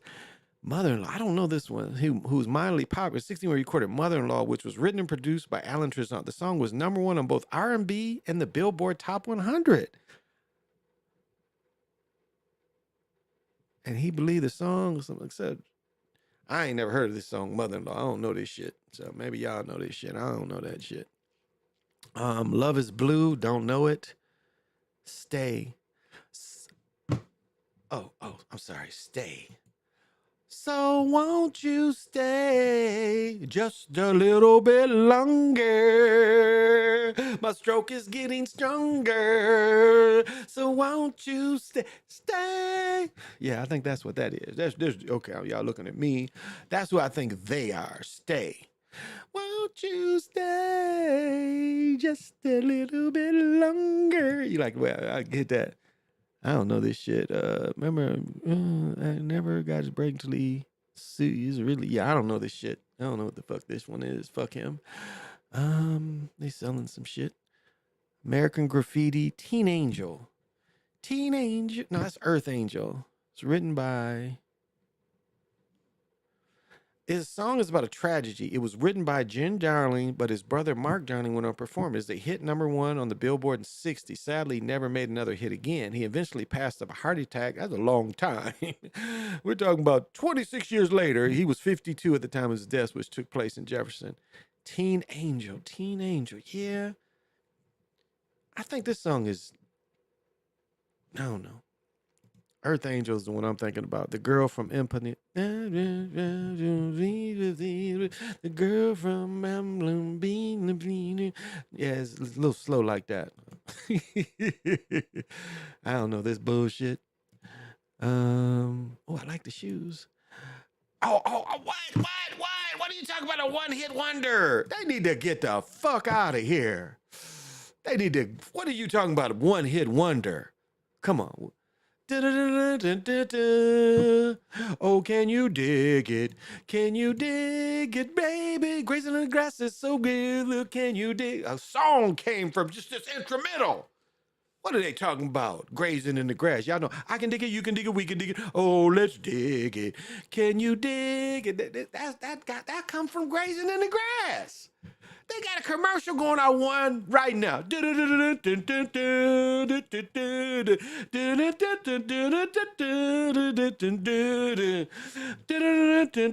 had the singing part and a musical on 2 commercials right now. Oh, can you dig it? Can you dig it back? Come on. He was not. Hugh Masekela.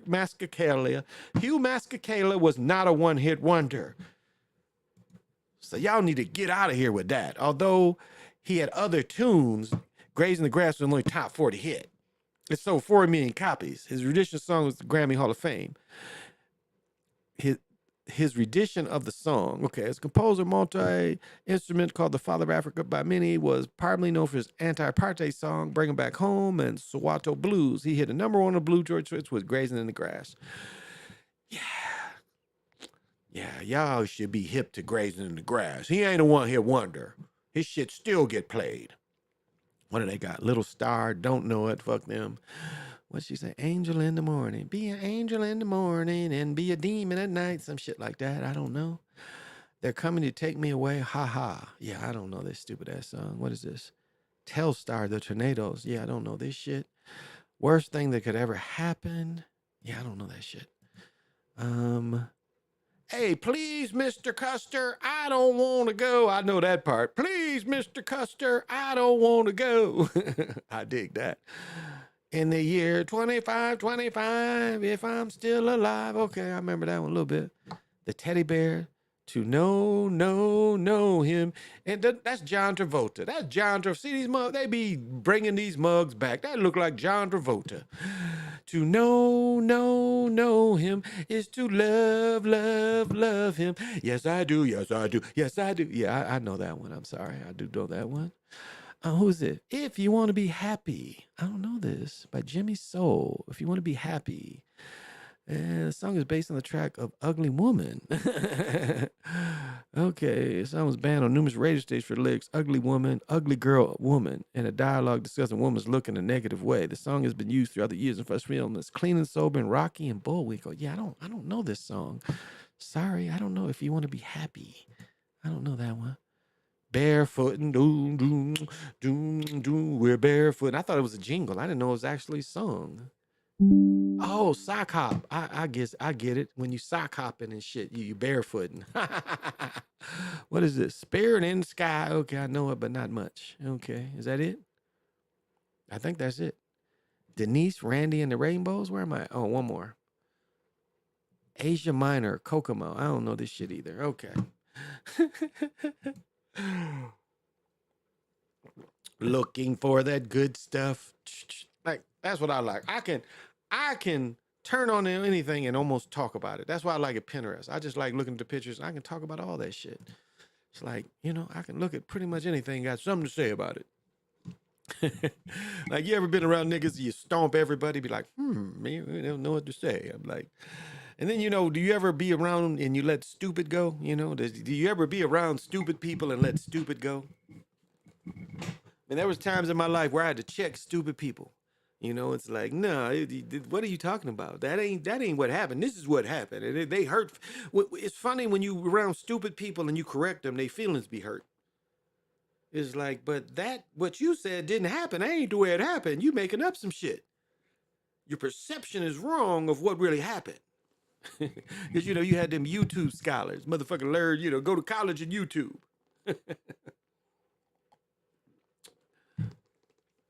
I may not be smarter than everybody I'm around, but I know more. So is that the same thing? I know more. Now, there's people I'm around that know more about certain things, but I know more about everything. No, my lawyer friend, like, you's a lying nigga. Damn. Damn, is that what?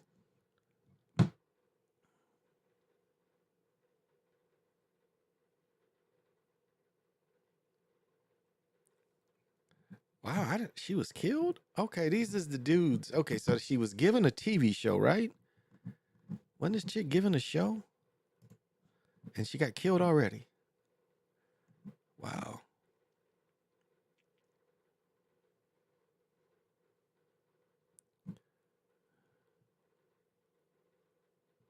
Yeah, so this is very new.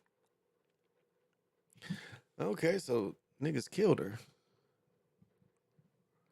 She was released on December 28th, and when did they kill her?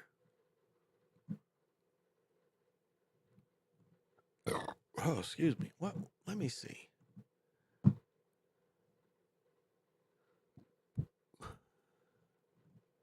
What is this? Oh, her boyfriend.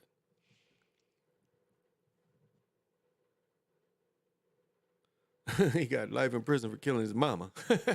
Okay, this mug got life in prison for killing his mama, and the girl got his TV show.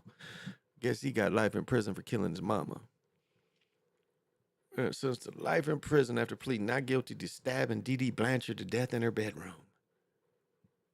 Is this the same person, just older? I don't know. I mean, this. Oh, yeah, it must be the same person. Okay, I know about this shit. Okay, I'm over it. I'm over it. I'm over it.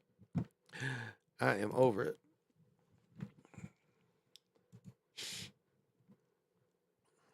it.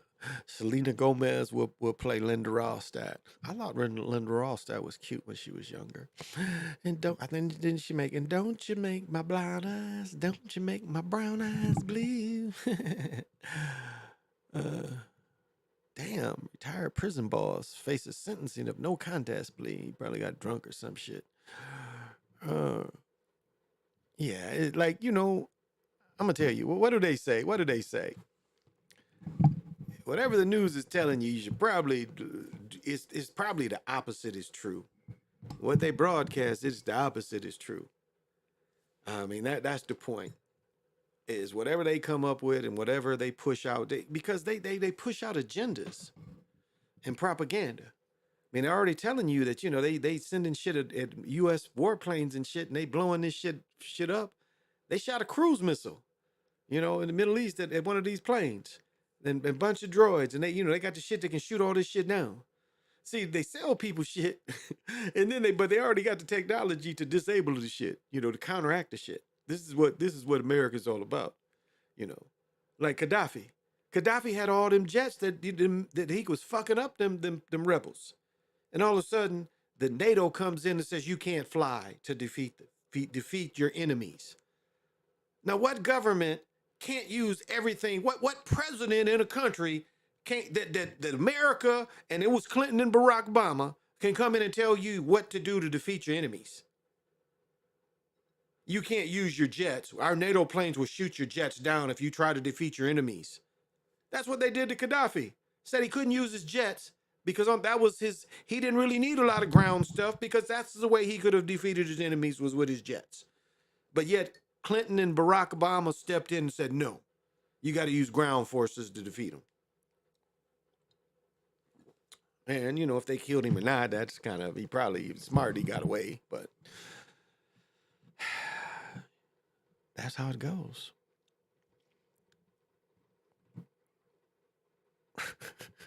Fat ass Christie. Like, nobody wants to be we haven't had a really fat president since Herbert Hoover, motherfuckers like that.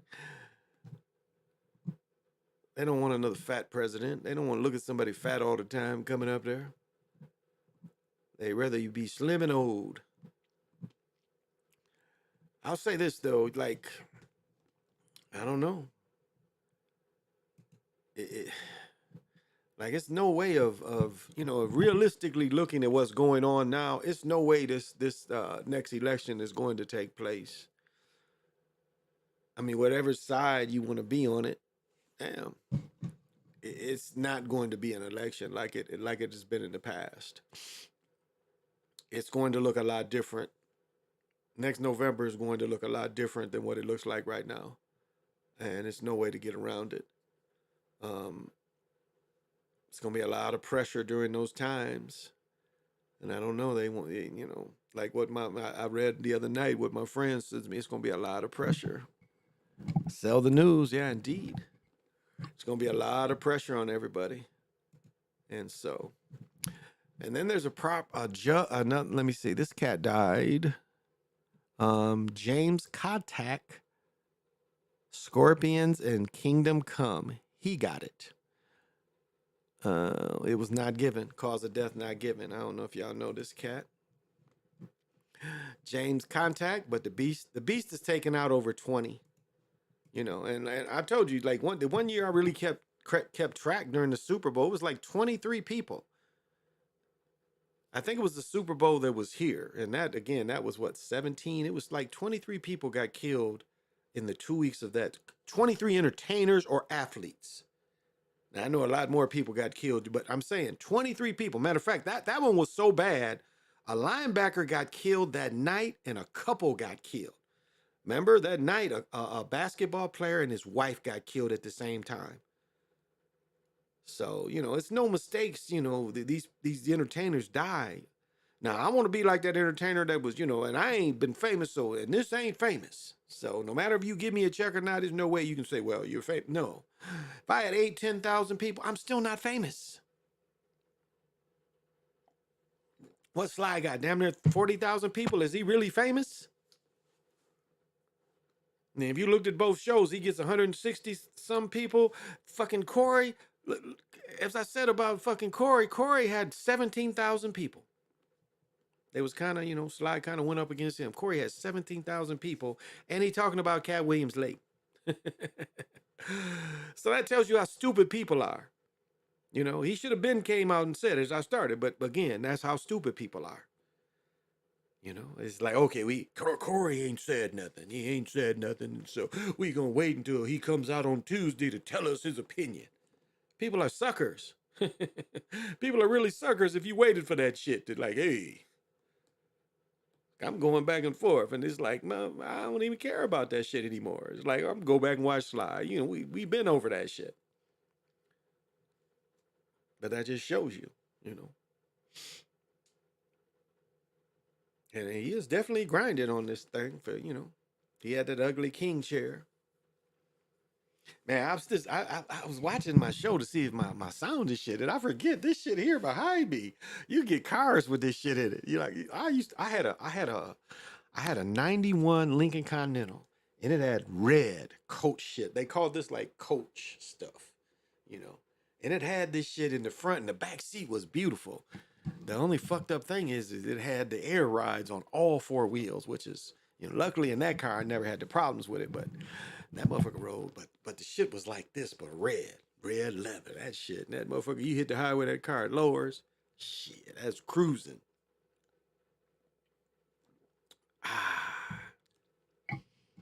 So it just shows you what's real and what's not real. It just shows you what did Barnum and Bailey say? A sucker is born every minute, and people become suckers every minute.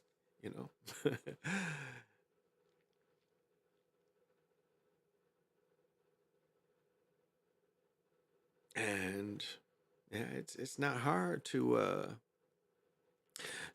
waste money. It's really not. It's not hard to waste money.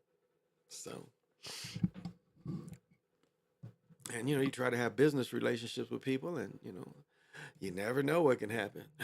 Like when we used to do, like back in the summer of 17, it'd be me, Sly, and Darkman X and shit. And somebody had swindled Darkman X out of some shit, and this motherfucker would just scream and holler about that shit for an hour.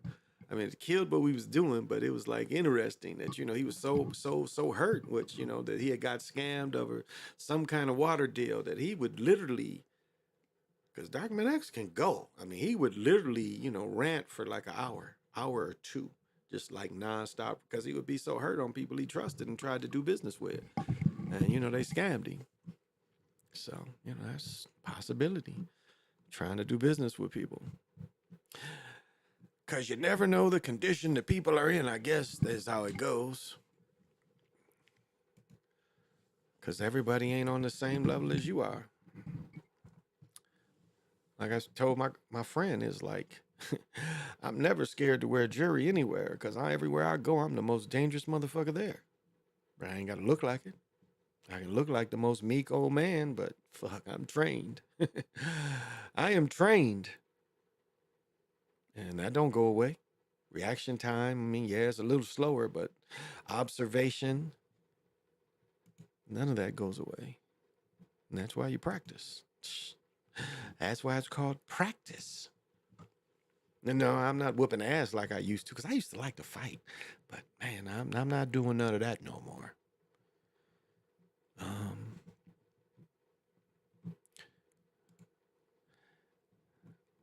But you know, other things I can still do as an older pimp. Kiss a lady, good morning. Okay, yeah, I want that, but I didn't want that. You know that it's true. You can call me crazy. Oh, let's get into this. All right. Yeah, let's get into this a little bit, just to talk about shit I see. Now, what this is one of the unagreeable parjuana, unagreeable. And what they're kind of showing you is kind of ways that you would have to get to him to kind of show his respect. Like you could go to some of these or some of these. But the thing is to make unagreeable agreeable if you come across something like this. Again, respect. Let me see. And the same theme is kind of coming here. Yeah, this is not from the original. This is actually and this is another example again of trying to make the unagreeable agreeable and showing you ways you got to get in. Ways you got to get in. There's no other way to say it. And this is not giving you everything, but this is again meeting the unagreeable and making it agreeable. That's kind of what they're trying to teach you in that you can't let shit just blow your mind because of the way it looks. You know, that's what it's all about. Don't let shit blow your mind because of the way it looks. You know, you can still might find it useful in whatever your venture is or your odyssey. Or your venture or your odyssey is, because we all have our own odyssey. I wanted to show this picture, but we won't. Here we go. Here we go. I got a perfect one for them. We want the 3 degrees. We want the 3 degrees. We want the 3 degrees. We want the 3 degrees. Yeah, you had to know that one. You again, you know, you should know that one. This nigga's wearing Pumas. Ralph Sampson was stupid. He wore Pumas. He was stupid. Damn, why so much Dolly Parton make you think they want to take her out? There's a bunch of Dolly Parton. Action Man. They got Action Man looking like Ali. Look at this shit. Action Man is looking like Ali. Look at that shit. Look at Action Man looking like Ali. Let me show you some shit. Let me grab this shit. Give me a second.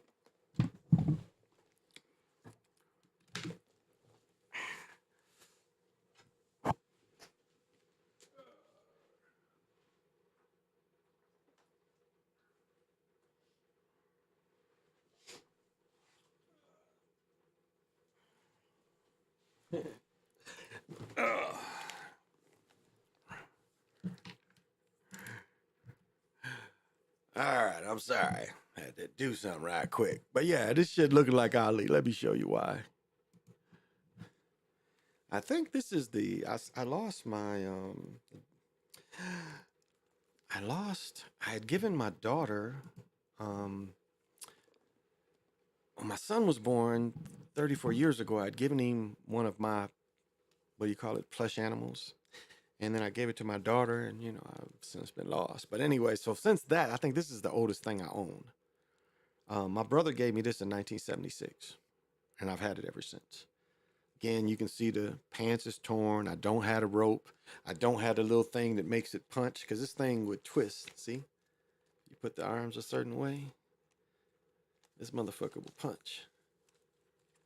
It's articulated, you see? You twist him at the hips, throws punches. And you can find the new versions of this. But I've had this continuously since 1976. And my brother gave it to me for Christmas. Now I've showed this before, the different versions. I don't know which one of these versions are older, but this is the Ali with the Superman. This is the Ali fought Superman. They make them both kind of looking dark as far as the features, but again, another version of Ali. Articulate, he don't punch. And I must have bought this in 10 or 9, because with this set, I bought 3 of them. I bought this one for myself. I bought each of my boys. I bought one of them Kobe and one of them LeBron. And so there was Kobe and LeBron's like this by this maker. LeBron was in Cleveland. Kobe was still number 8. So this is some shit. I've had this at least since 10, because that's when me and their mama broke up. And before I had custody of them, I was about 6 months from having custody of them. So that Christmas, she had them. I was able to have my son, I think, like Christmas Day. But some other son was living with me. But so until I won the case. So this shit right here is probably older than some of y'all. This is from 76. I got this from the Christmas of 76. So it's probably the Christmas of going. I probably got this the Christmas of 75 now I think about it, and then it went into 76. Nah, we was living at the other house when I got this. So yeah, it was probably 70, 76, 77. I'm thinking Christmas of 76 going into 77. Pretty sure.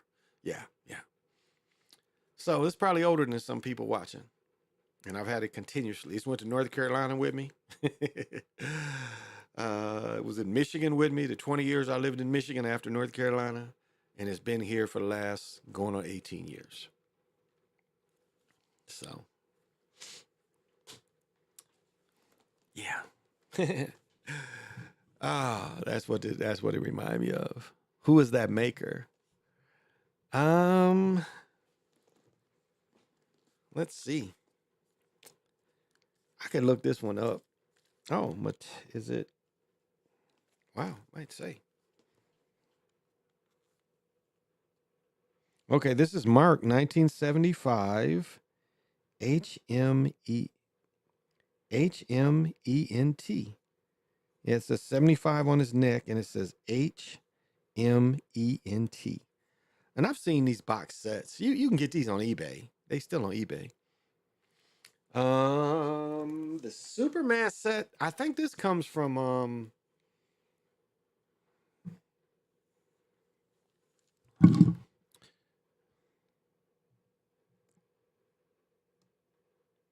I can see it, but is it upside down? This might be MGM. This is marked MGM, made in China, but MGM owns it. But this is the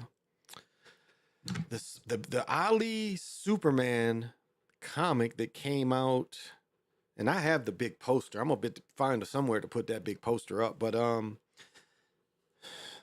I was grown when it came out, so that had to be. Well, let me see. Let's see if we can find it in here. It's usually in Pinterest here. The Ali versus now this one. Let's see who this one is. I got the base over there. I might have to look it up for you. This one, because I was always thought about painting the oh, this is McFarlane. This is McFarlane. This is early McFarlane. I'm pretty sure this is McFarlane. I'm pretty sure early McFarlane. I think. I'm pretty sure though that the basketball. This is early McFarlane. This might be the first year he came out. I think he made this one, and I think he made LeBron and Kobe. I think this is McFarlane when I bought these. I think I had to look these up. But these other ones, let's see. Let me see on here on Pinterest. Ali versus Superman. Yeah, here we go. I got the poster of this shit right here. I got a giant poster of this. And right here, look who they put is the Superman. It says Superman, and it's over Ali. I mean, I don't know if y'all get this. A lot of people don't get this, but the Superman is over Ali. You see that? Now you say, well, it's a given that, we know that, no, the Superman is over Ali. So, and it's this kind of stuff. The time that Ali beat up Superman. And here goes the battle. They going at it. Ali is too quick and too fast. Look at that. He knocking the shit out of Superman. Nothing short of a clean knockout. Ali is fucking Superman up. Yeah, you hip to this. Is this the tale of the tapes? Then they say we both great, we're both great. But we're both great, I don't mean to get heavy, but it's skip the tour and first off, I got to teach you the sweet science. So he had to show Superman out of box. You see, beneath a real sun, I lose my strength. Oh, okay. So he can be whooped when he don't have a real sun. They can fly around him until then.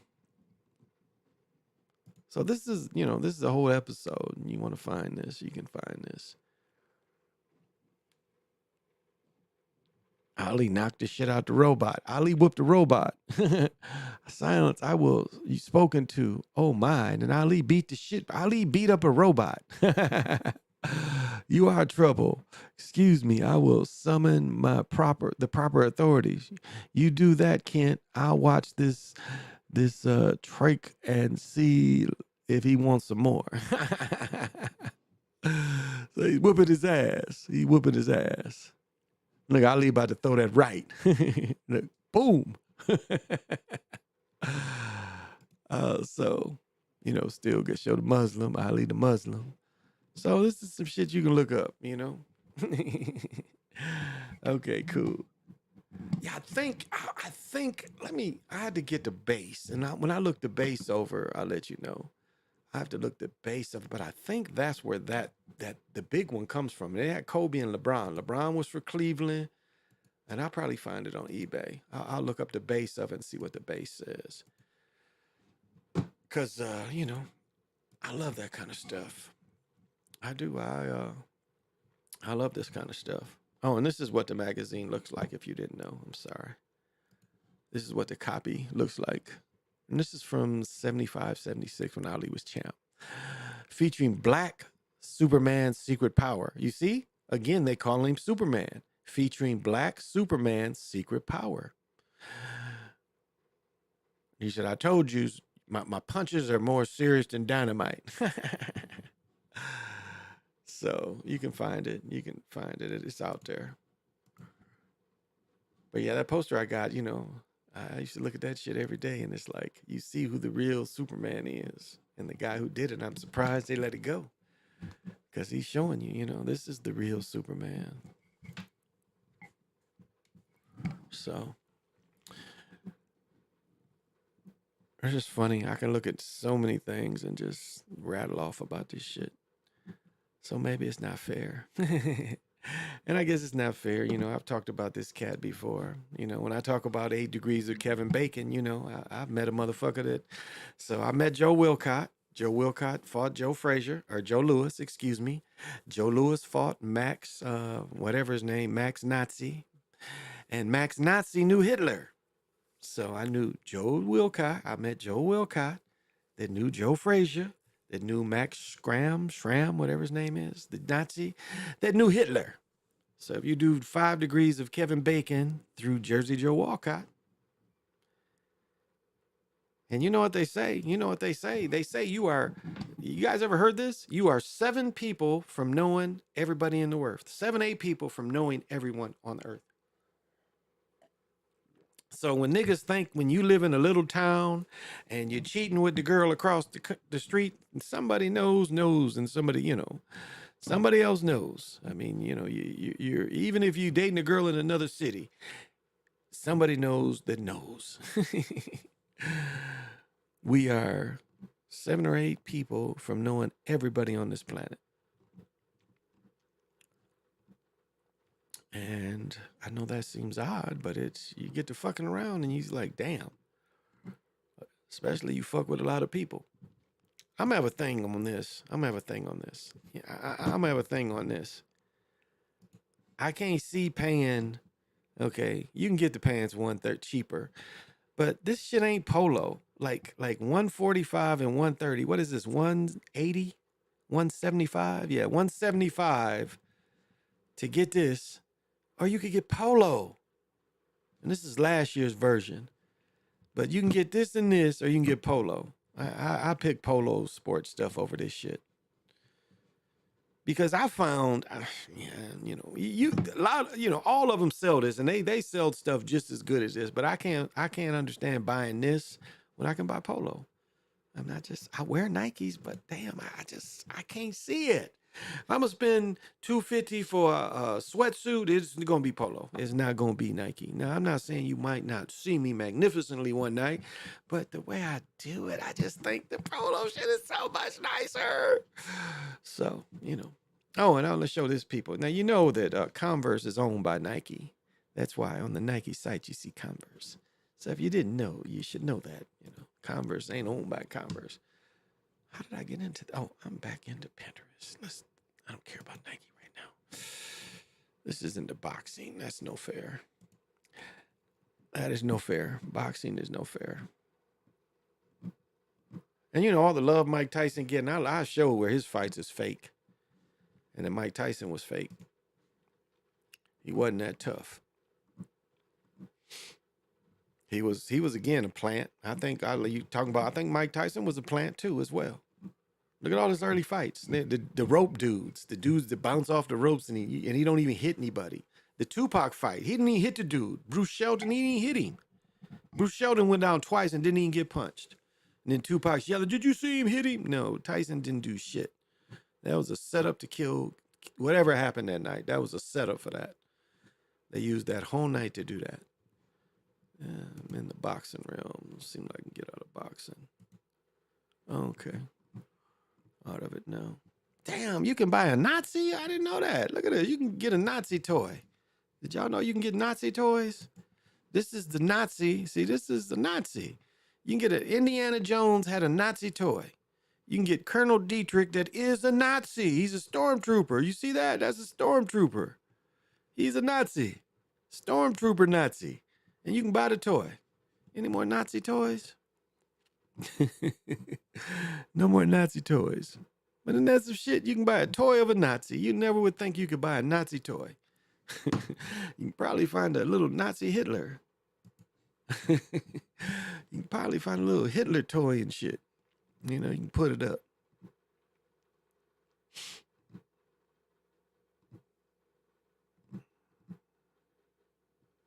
Living in America, eye to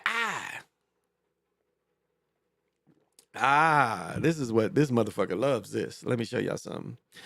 Yeah.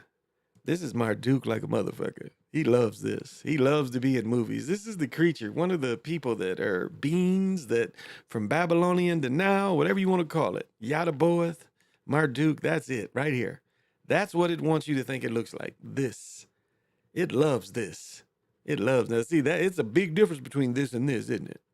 But it loves this. This is what it wants to show yourself, that it's man-like. It made a toy of itself, Marduk, Yadaboeth made a toy of themselves. See? You got the gods wanting to be famous. You see how that works? Even they want to be famous.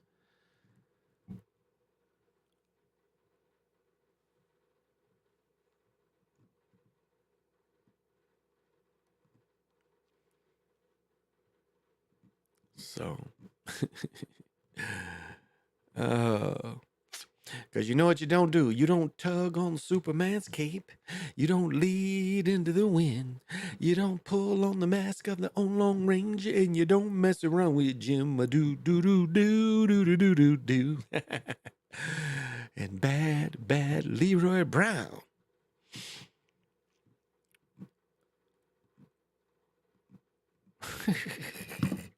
Here's something for your ass. This is light skin. You can buy you a light skin. How does light skin look? Yeah, there we go. Get a light skin toy. Slap that trick. Slap that trick. Slap that trick. Will Smith. It's summertime. Where do they get all these toys looking like these niggas? Damn. Light skin, sweet. With the turtleneck on. Look like G.I. Joe with the Kung Fu grip and shit. Who buys this shit? Who buys this shit? Like I want a toy of a light-skinned dude. Who wants a toy of Morgan Freeman? Who the fuck wants Morgan Freeman in a toy? Oh my goodness. Like really quit. That looked like pencil mustache. Damn, look at, what's his name? Beckman, whatever his name is. They got a toy of this nigga. Look, they got a plush. Ain't this a plush? I know it looks hard, but I think this is plush. What? Where did this market come from? See, the shit on their head be looking just like that. What is this? The more I find, the more they come. Damn, who is this? Mattel, like a motherfucker. Jesus Christ. Damn, I didn't know it was like dolls like this, melanated. Oh, you can get the Bob Marley Kung Fu dude. Damn, you can get all kind of like black dolls. Damn. I don't know who this is, but you can get it. They don't look very masculine, but you can get them.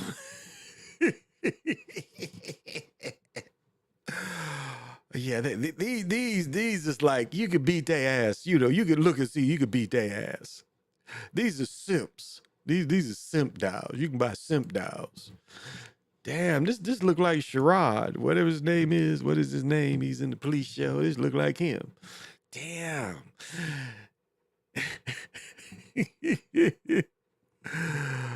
Oh, damn. Look at this. That's a mocking right there. Damn, look at the hairstyle and shit. It's all hard. You know, this is Simp City. Look. You can't stop the rain. Milli Vanilli doll and shit. This is a Milli Vanilli doll. Look, another Milli Vanilli doll. You can't stop the rain. See, I didn't know you could get Milli Vanilli dolls. God damn, this is another Milli Vanilli doll. Damn, look at Milli Vanilli doll and shit. You can't stop the rain. Okay, I quit being silly. Okay. You heard of three degrees of separation? Yeah, it's 7 degrees of Kevin Bacon.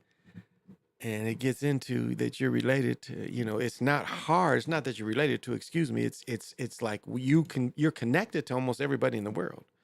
It seems like it's a lot of folks, but when you break down the people you know and the people they know, the world becomes small. It's not big as you think. I know how the junior high cheating, and you know how easy it was like to get caught.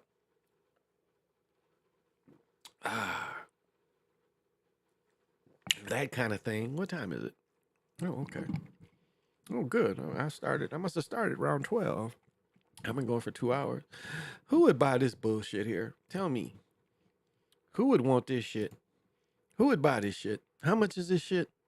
Complete? Yeah, who would buy this shit? Or is this him? Or is this just a hat? I don't know. This is a doll. This is a doll with his face, because this is doll clothes. And maybe this is a doll head. But yeah, who would want this shit? This is Bobo, place for the magic. This is Bobo, a doll of Bobo. Look just like him. Black as hell, too, Because I'm happy. Damn, is this an Alvin Iverson doll? This is an Alvin Iverson doll. Damn. I got the little basketball figure somewhere. Well, let's get back into it. Well, what'd you put here? I've always, you ever read that book about a boy named Baron and he found some time traveling portals written in 1872? I don't think so. I'll say offhand, kind of heard of the story, don't know it that well. Yeah, that was some college shit. I heard that. Kind of heard the story, but don't know it that well. So I would say I've heard of it, but don't know it. I don't know who this is supposed to be. Who is this supposed to be? This look more like Larry than Michael. This look like more like Larry. It look like Larry Jordan. Wow. Eddie Murphy doll. This doll look tall as hell. This look like a Chucky Eddie Murphy doll, don't it? Don't it look like a Chucky doll? This doll big as hell. This ain't no little tiny doll. This is a little Chucky Eddie Murphy doll. Byron Trump. Yeah. I thought I came across that. Thought I came across this. Now this one looks more. This is more realistic. Again, sport. And this is, look at this one. I've never seen this one.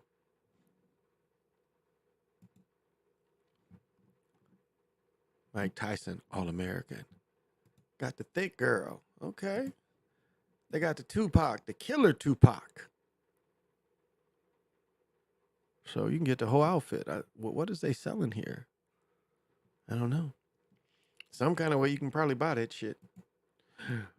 Damn, a Sammy Davis Jr. doll. Who would think of this is some ugly shit here? Well, the same people that made the Morgan Freeman doll. Who want an old ass Morgan Freeman? Michael and Farrah. Okay.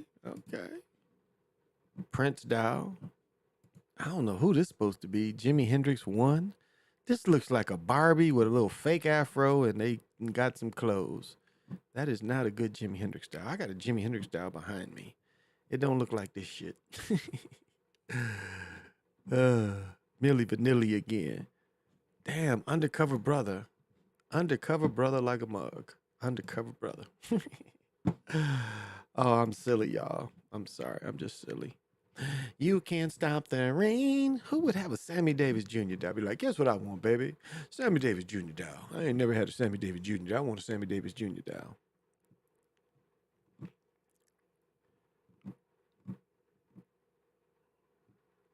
Damn, look at it. Like you can, some people love dolls. You can get the dead Tupac and the Carl Kanai and the light Timberlands. Wow. Okay. I guess it's art to, are these statues? Action figures? Whatever the fuck you want to call them? Some of the shit I've seen before.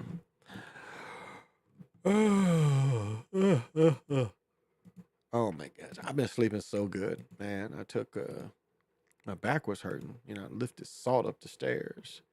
Probably shouldn't have. Back was a little sore yesterday, but felt better. Took a bunch of damn muscle relaxers.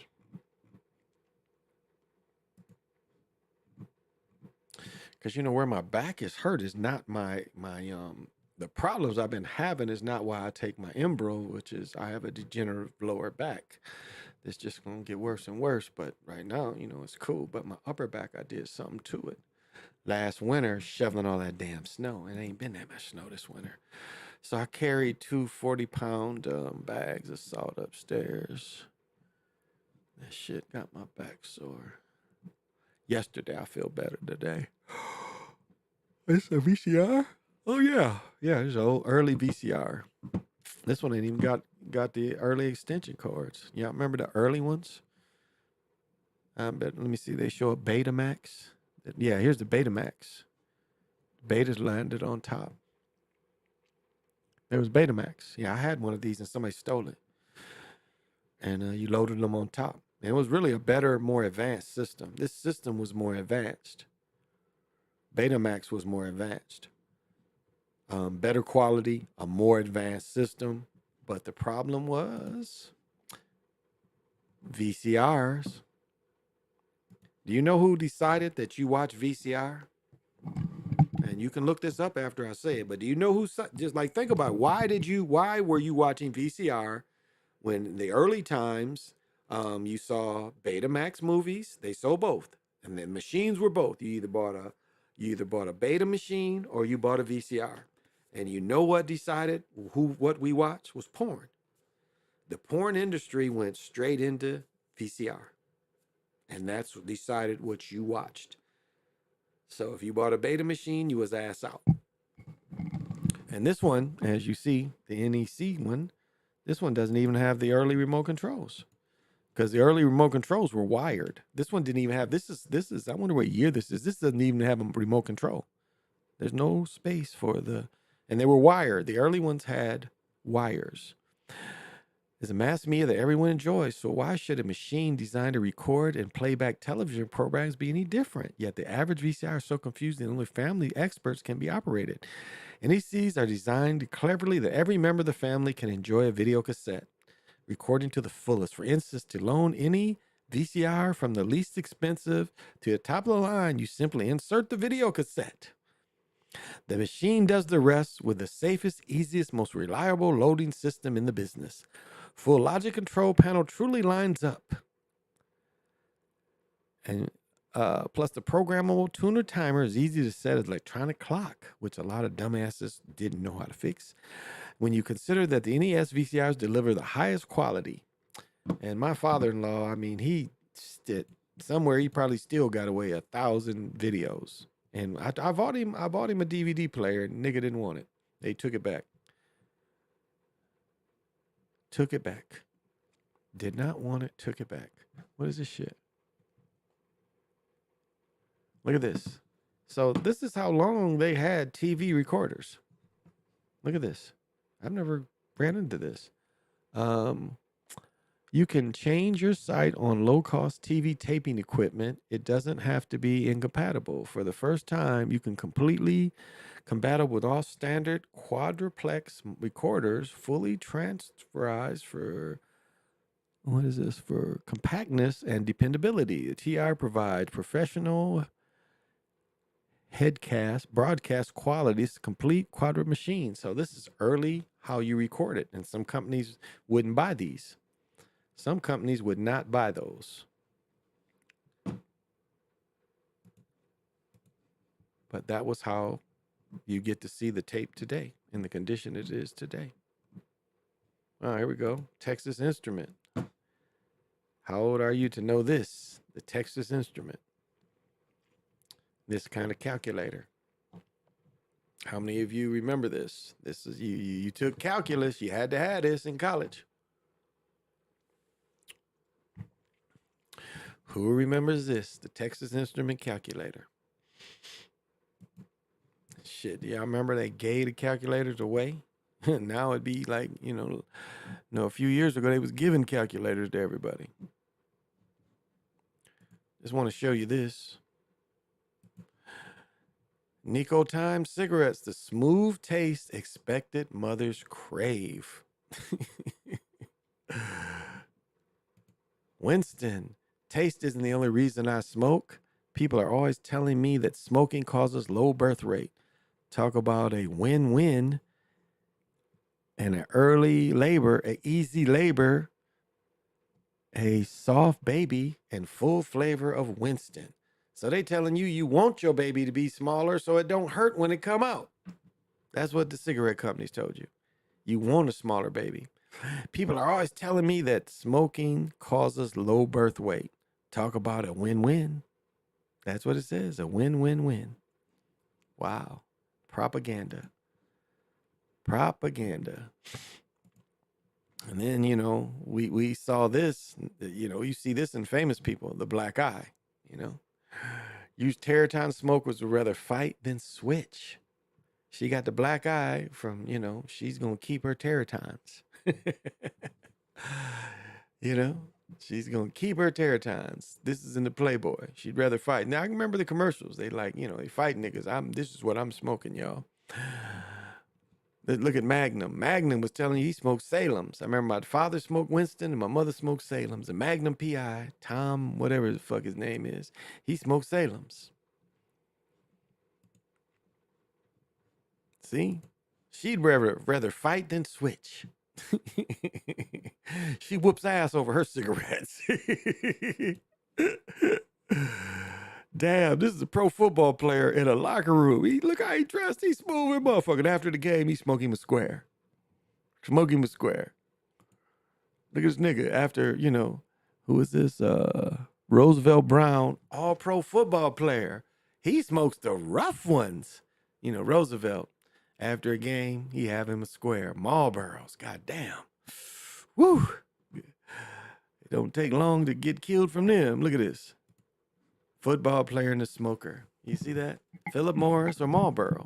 Philip Morris did make Marlboros. This is another fucking rather fight than switch. Look at this. Joe Camel. Pleasure to burn. You cool if you smoke. You cool if you smoke. Look, even Santa smoke. Santa want to have a lucky strike. Look, even Marilyn Monroe smoke. I thought Shaq owned Marilyn Monroe. Virginia Slims. I swear my dad. Oh, Moors. These aren't the Virginia Slims. These is the man version. My dad used to smoke these nasty little cigarettes. Nasty the motherfucker. They smelled so bad. Make me not want to be around that motherfucker. Like, nigga, you smoking this nasty shit? And you ever saw the cowboy? I think this is him. This is the original cowboy that had jaw cancer. I think this is him. This is the dude. If you catch him now, I'm pretty sure this is him. And he had all that jaw removed from cancer, from smoking. Pretty sure he's the original Marlboro man. This is like the second Marlboro man. I mean, look at how hard they was putting cigarettes in your face. Like, it's just the most natural thing to do. There should be weed commercials. But cigarettes won over weed. Even though they're harmful. Weed ain't harmful. Cigarettes is harmful in the motherfucker. Look, even Joe Frazier smoked cigarettes. Or Joe Lewis. To all my friends, I say, smoke Chesterfields. Smoking Joe Lewis says, smoke Chesterfields. But Europeans, they say this is the Indian curse on y'all. Because this killed a bunch of y'all. I mean, it takes its share of melanated people, and that's why they had to put the sweet in it to get the melanated people to do it. See? It started with this. Cools wasn't sweet enough. Newport made them sweeter and made them more addictive. Newport Greens. And these is 80 cigarettes. Newport Greens and Newport Reds, them 80 cigarettes. Smoking kills. It says smoking kills. The message can't be any simpler. Welcome aboard. Yeah, because once you start, you don't want to stop. I remember my son was smoking, and I bought that nigga some cigarettes. He's like, oh, you bought me the 60s. I'm like, what the fuck does that mean? Like, I smoked the 100s. Like, okay, nigga, I don't smoke, so I was doing your punk ass a favor. Chesterfields, like shit that don't even exist. This is a picture. Home run dirt. Oh, Stan Musial. Okay. Look at this. Actor. Think he played in Damn Yankees. So I think that's why he's on here. Look at it during the war. Oh, I had to, I can't look. OJ was running through the airport. Motherfuckers loved. Look how big his head is compared to his body. It's like this head is so giant that it don't even look like it's real on the body. It's like this head is too big to be on all this body. And that's what people didn't realize about OJ. He had an extremely big head. But shit, women, like here, Joe DiMaggio, everybody. Look. He got it in the corner of his mouth. Chesterfields. Not Jackie Robertson. Oh, okay. It took me to commercial. It's nothing there. But Jackie Robinson smoking. Chesterfield for Jackie Robinson. Look at the Love Boat. What the Love Boat selling? Oh, some bullshit cologne. Look at golf. Viceroy. Do they even make Viceroy cigarettes anymore? Kent's? Yeah, I ever heard of these cigarettes? Kent's? Like you Europeans, it's surprising all y'all ain't dead from this shit, because y'all be buying this shit hook, line, and sinker. Old gold. Damn, that's an old ass cigarette. Yeah, I don't understand. I used to work with these cats back in the early 80s, and them motherfuckers was smoking like these Lucky Stripes with no filter. This is a non-filter cigarette. Like, this shit is harsh as it could be. And like smoking and athletics, it just, what was it? Why did they need to, push smoking with athletics? Why did they think you needed that? Like Lucky Stripes. My uncle smoked Lucky Stripes. And again, no filter. This is, these butts look so nasty, no filter. All of them look nasty. But, and again, women. See? Tempo. I never heard of a Tempo cigarette. What is this shit called here? Hit Parade cigarette. Wow. They did everything to make you women smoke. And you women act like you was missing something because you wasn't smoking. But this is America's, look at this, Willie Mays and who else? Monte Irvin and Willie Mays. Monte got one in the corner of his mouth, which I think they put in there. I don't think this was there. They added that. They even added this. But, still, they got paid. And so, okay. Niggas want to think I smoke. I don't care. Pay me. Oh, and this is what they went after young people. And they banned this. You couldn't, they banned this to the point where they couldn't even, you got a dick. And this really looked like Jay-Z. If you really think about it, Joe Camel and Jay-Z look a lot alike. But, they banned this. They totally banned this. They was like, you can't put this in books. You can't put this anywhere because it's making. Now, this doesn't this sound stupid that this made young people want to smoke? Joe Camel, they said Joe Camel is the reason why people want to smoke. Because of Joe Camel. And they totally banned this. They said this made people want to smoke. Seeing this. Jay-Z. And they totally banned this. This was a great campaign, whoever came up with it. Joe Camel. That's what this was called. And they totally banned this. No more billboards. They couldn't put him anywhere.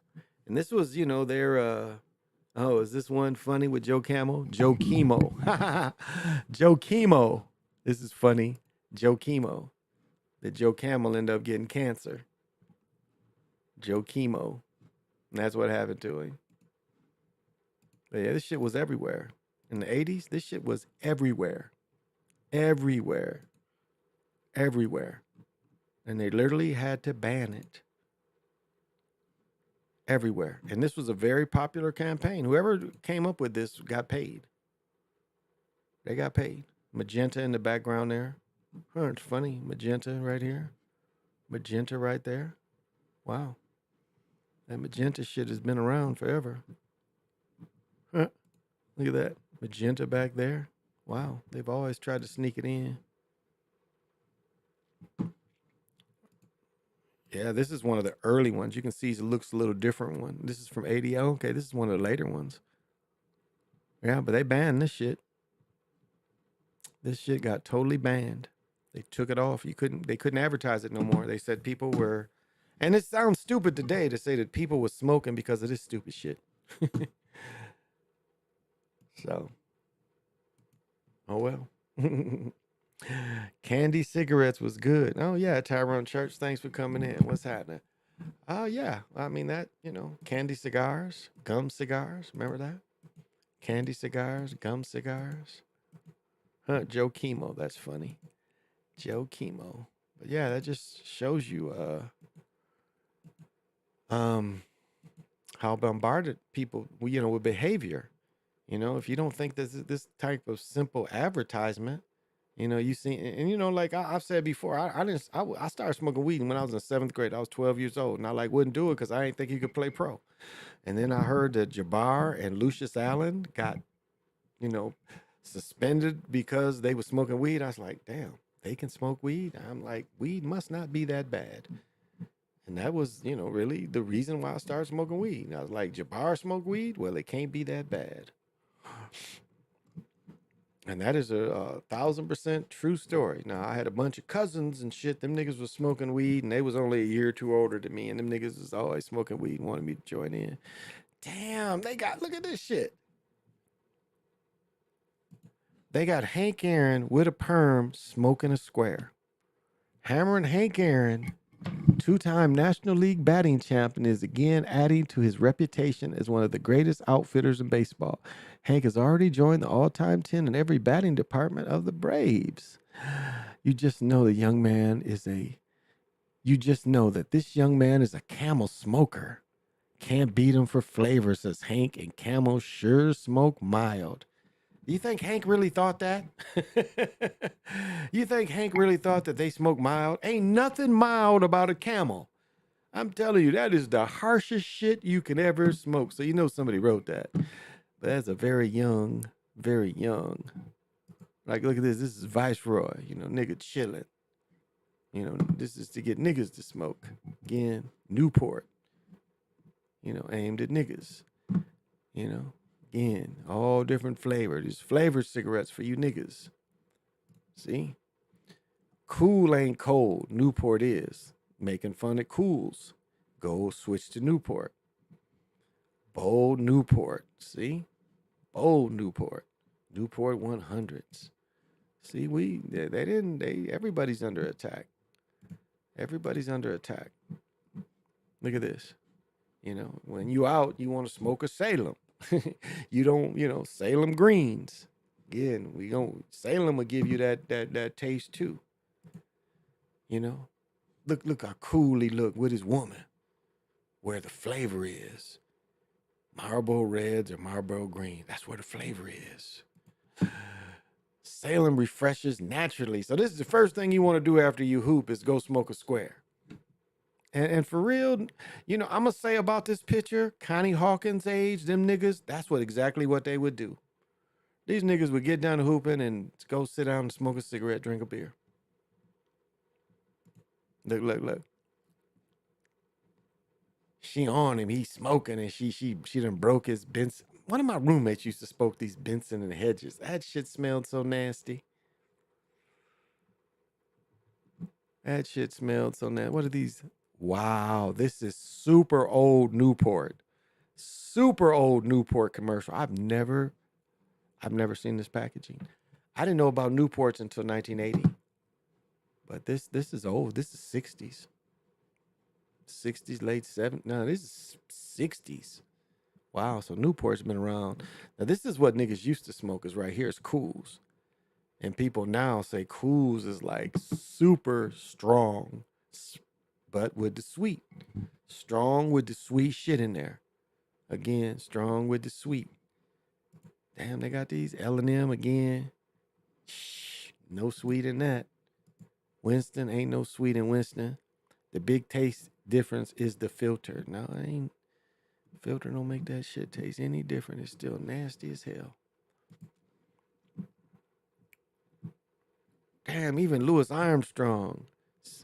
No other cigarette is so rich tasting, yet as mild. Louis Armstrong. For me, this is what it takes. Damn. This is what it takes. Look, Cowboy. Get the Cowboy the cigarette. Of course, I did a thing on him yesterday. Remember, I did a thing on this dude where they have Richard Widmark, where somewhere in Minnesota, because he's born here, they got a one-room museum. But yeah, you Europeans can't fight this. Look, Misty. These the little cigarettes. Moors and Misties, or Virginia Slims. What are these called? Capris. Yeah, I even remember them. Capris. Look. It's Beverly Johnson. Capri. You got her smoking a Capri. Like if you're a busy woman, Vantage. You want you computer smart woman. You want a Vantage. Misty's. Eve. Yeah, I remember these Eves. Damn, you women ain't got a chance. Y'all gonna be some smoking motherfuckers. Look at this for the. This is this might be she killed herself. I think this is her. What was her name? Margette Hemingway. I think this is. I might be wrong though. What year is this? 86. Yeah, this might be Margette Hemingway that killed herself. I think this is. Yeah, that she was on my wall. I think this is Margaret. I've never seen this before. I think this is Margaret Hemingway that killed herself. I think that is her. So, you know, your European woman didn't get a break. Now we got more Mexicans looking. See, you Mexicans, they make you smoke too. See, I don't know. It's everybody. Everybody. Smoking looks so cool, don't it? Oh, Virginia Slims. There you go. Virginia Slims. See, niggas don't get a break. Yeah, get you a cool. It make you laugh. You know, niggas is dancing, laughing. Man, you just have such a good time when you smoke a cool. Look at that. You be so laid back and relaxed. Oh, but Newports ain't just for niggas. We gotta let you know. We want some of you, you know, we need you Europeans to smoke Newports too. They ain't just for niggas. See, we want you Europeans to get these sweet cigarettes too, not just niggas. Sexy women. Look, her face look, you know, the way she look would make you think. She said, if it wasn't for Winston, I wouldn't smoke. The way your skin look, honey. And I must say, European women and smoking cigarettes, man, it make your skin look so fucked up.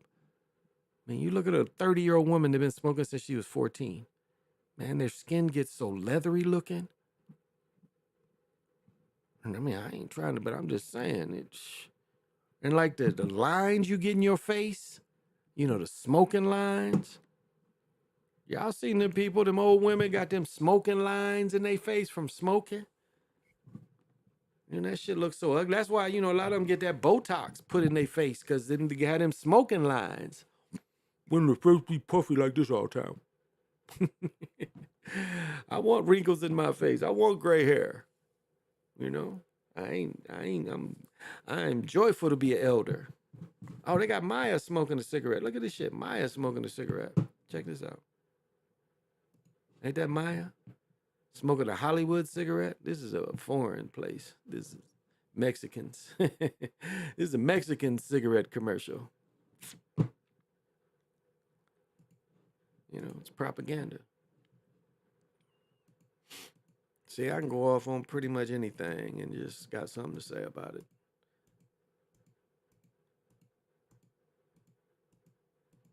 I'm like a walking encyclopedia.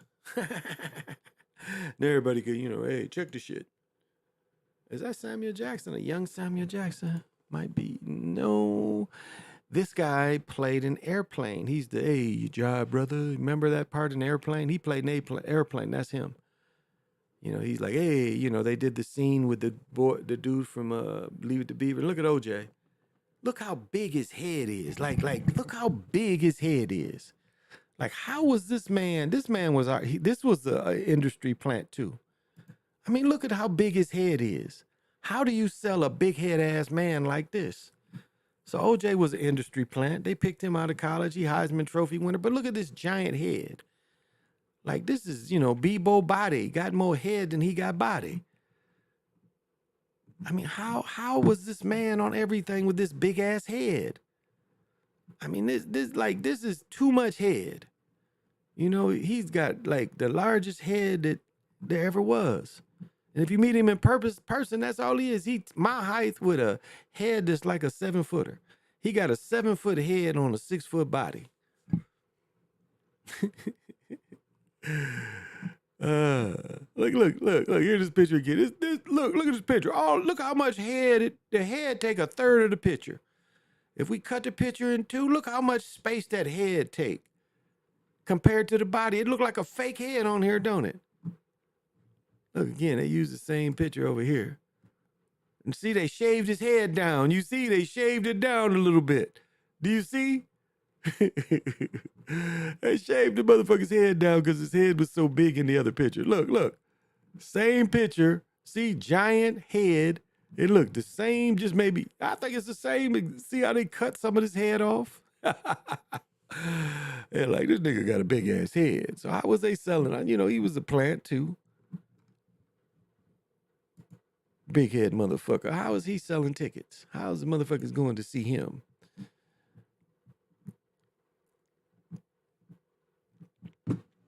See, I don't know. And I guess it's not fair. Oh, is this Sugar Ray Robertson? Damn, they got Sugar Ray Robertson selling cigarettes. Chesterfield, stick with the cigarette that's good to you.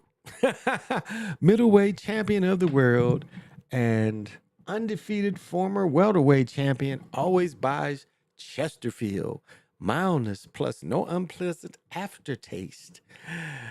Stick with the cigarette that's good to you. Schlitz makes it great. And alcohol is the same way, you know. And this poison here, this is some of the worst poison you can drink.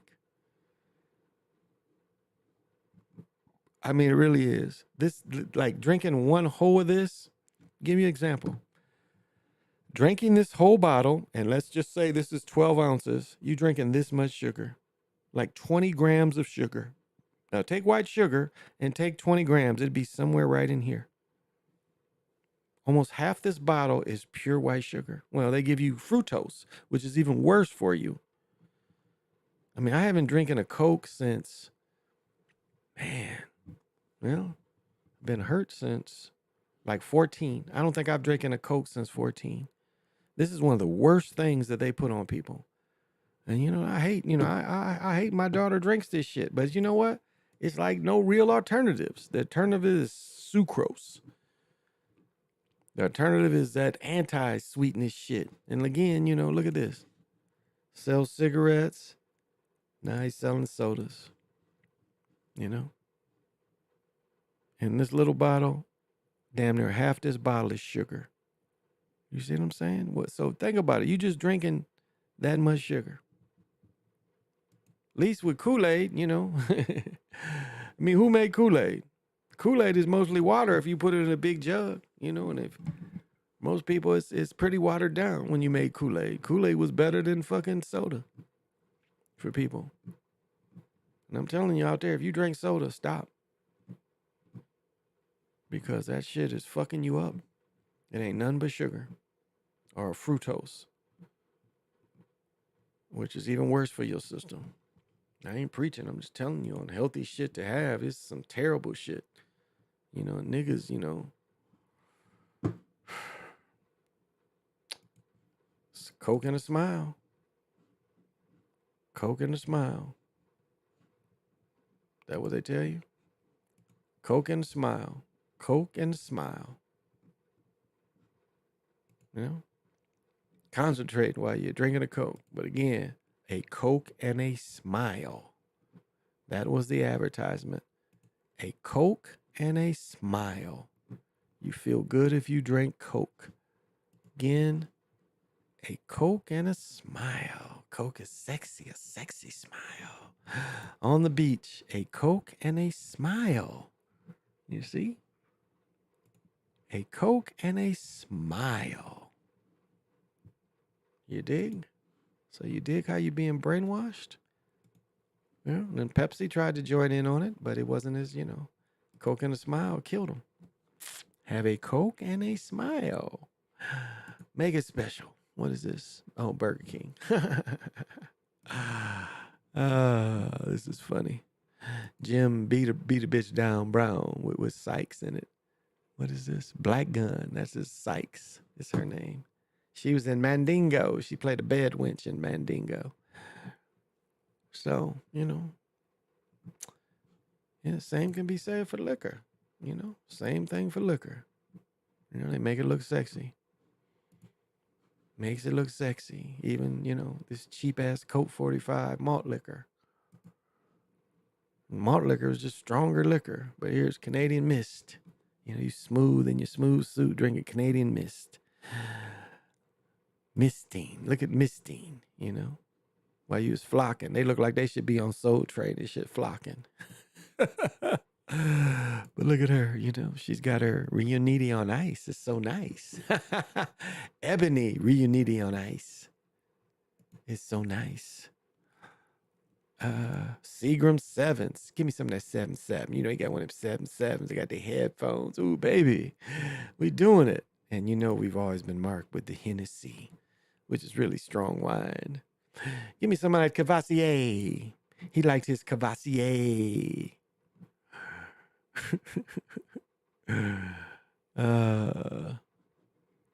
Who is this? This is Phoebe Cates. Phoebe Cates is, oh, some smelling ass shit. That's Phoebe Cates though. She's selling some bullshit with goofy niggas around her. So, it's, you know, all these things, go into your subconscious. These kind of commercials are more subconscious if you think about it. It's telling you if you drink, you're confident as a musician. If you drink, you're confident. The old Hams beer. Oh, okay, I ain't trying to buy no shit. Fuck you, Amazon. But all this goes into your subconscious. And this is a newer commercial, but all this is subconscious stuff. All this is subconscious. And that's something, they don't really realize. Like when women's rights, like when women started working in factories and shit, they started putting cigarettes in movies and showing women smoke. Because before then, it was just men that mostly smoked. Men smoke pipes and men smoke cigars. So, some women, like they showed granny and hillbilly women smoke pipes. Okay, I can agree to that. But for the most part, smoking was a man thing into the movies of the 20s and 30s. That's when they got women to smoke. And we don't know how many people from the 1920s, the 1930s, 40s, by the 1950s, we start seeing these motherfuckers die of cancer that smoke. By the 1950s. That's when we start seeing people dying from cancer that smoke. Advertising, remember some of those? Yeah, you had not Sugar Ray. That's Jay-Z on the Camel Box. Yeah.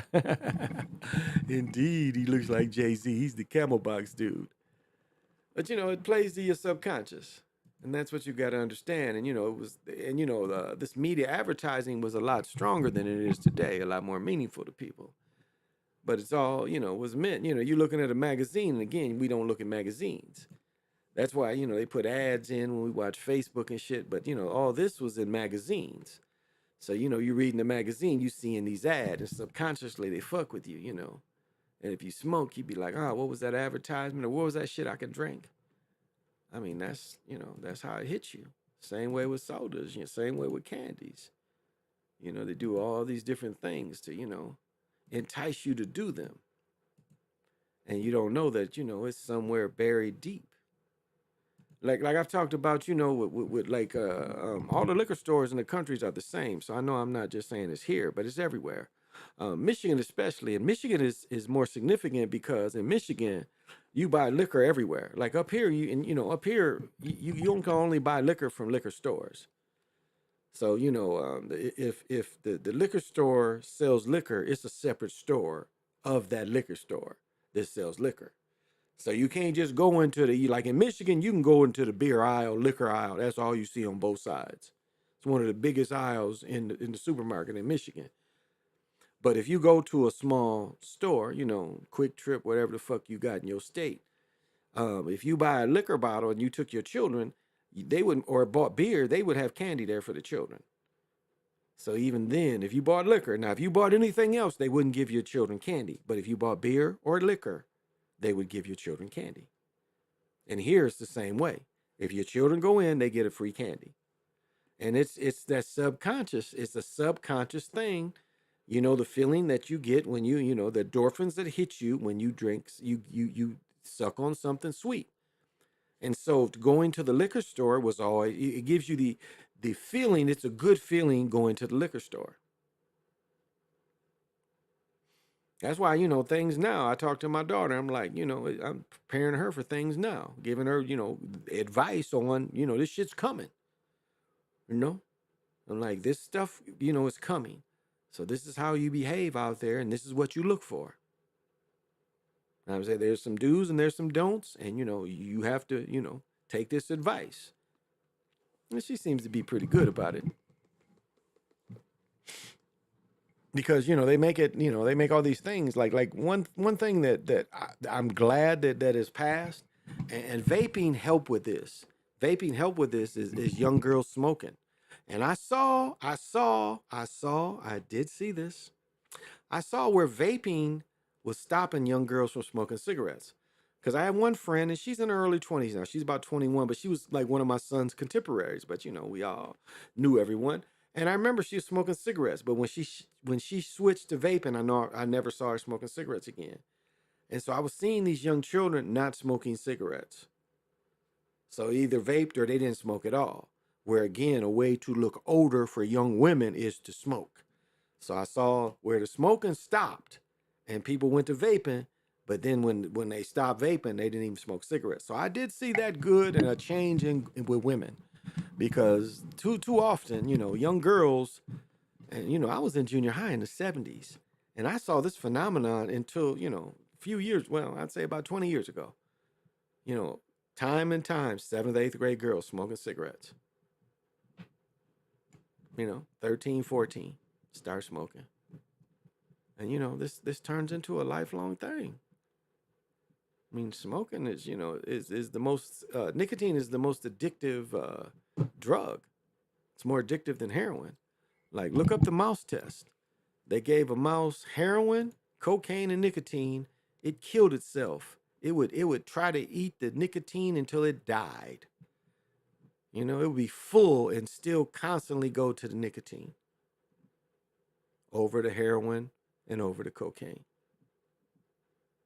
And I don't know, if does a rat know what it is to feel good? Because cocaine is the kind of thing that makes you feel good. I don't know if a rat could eat cocaine and feel the goodness that cocaine could give you. What would be feeling good to a rat? I don't know. When a rat fuck, like when animals fuck, does that feel good to them? I don't know. When dogs get stuck in shit, it doesn't be looking like it feel good to me. Motherfuckers be stuck. Float but like a butterfly, sting like a bee. Rumble, young man, rumble. Ah!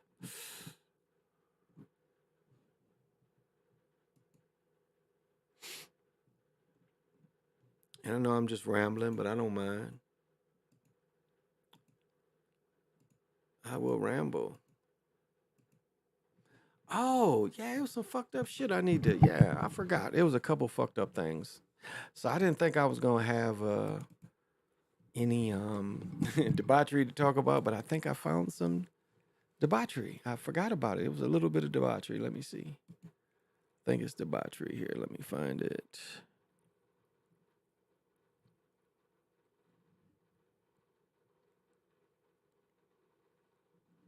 Let's see, what's some other debauchery.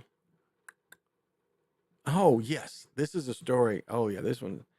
I want to share this because this here. I want to show this shit.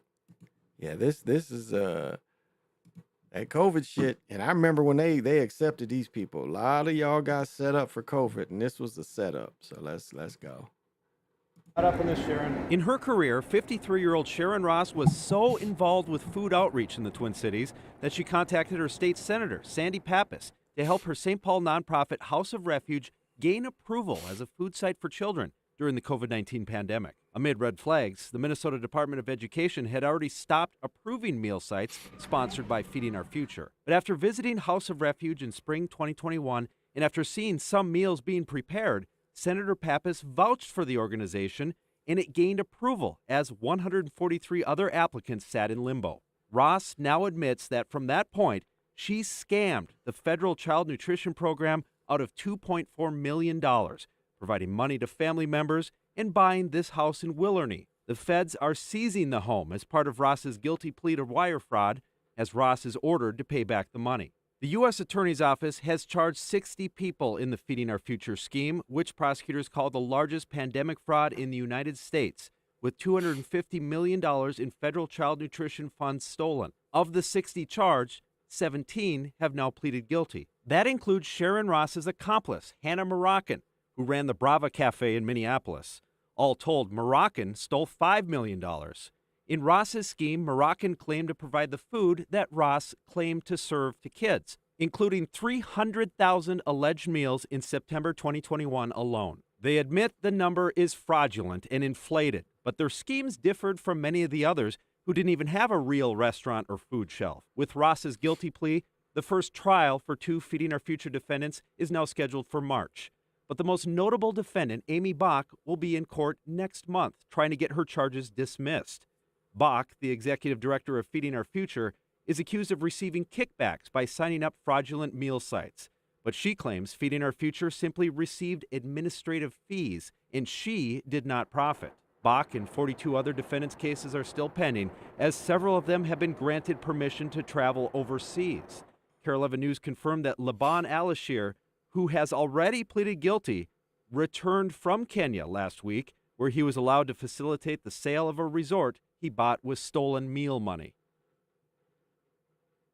So many moving parts in this case. There is an entirely separate. Okay, let me say this. They going after these people for they knew. Let me see. Hey, Bishop Mac, what's up, brother? Boils all the way down to the population control. Well, yeah. But I mean, they let these people. They knew. So I don't say, they're going out like all these loans they gave people. They already knew. They knew that the people weren't doing what they were supposed to be doing for it. Now, one thing they said is at least these people was giving out food. Some people was taking their money, wasn't even giving out food.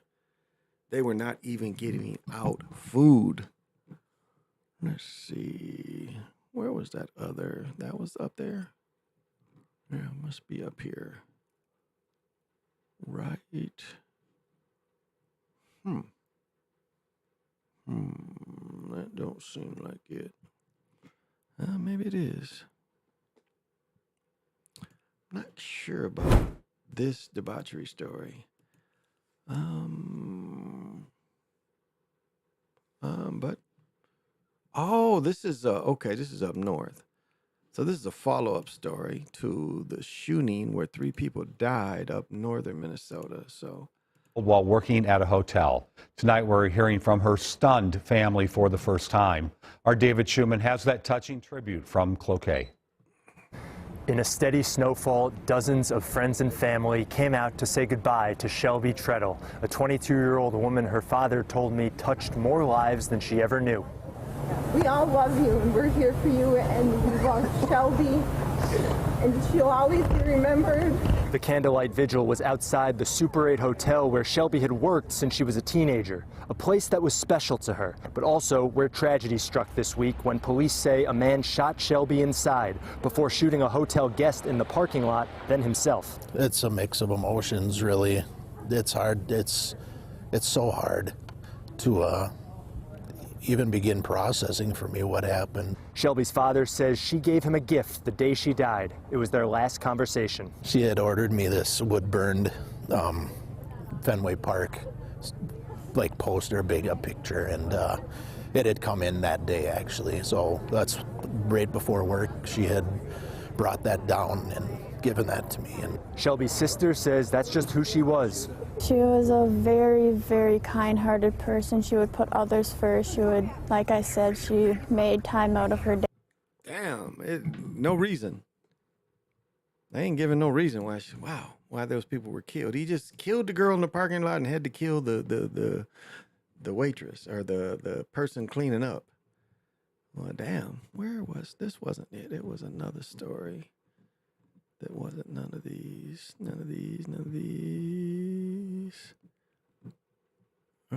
Wasn't that one. Huh.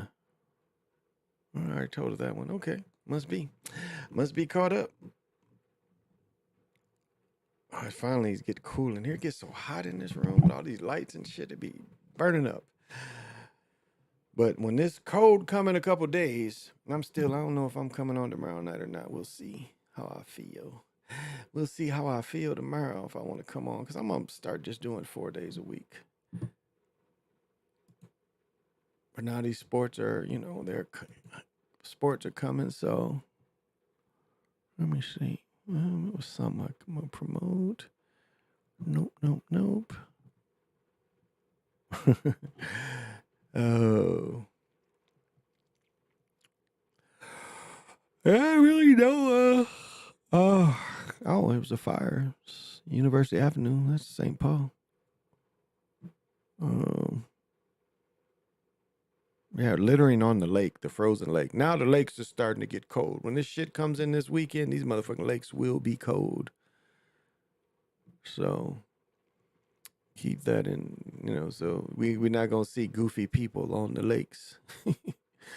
which makes no sense. I don't know though.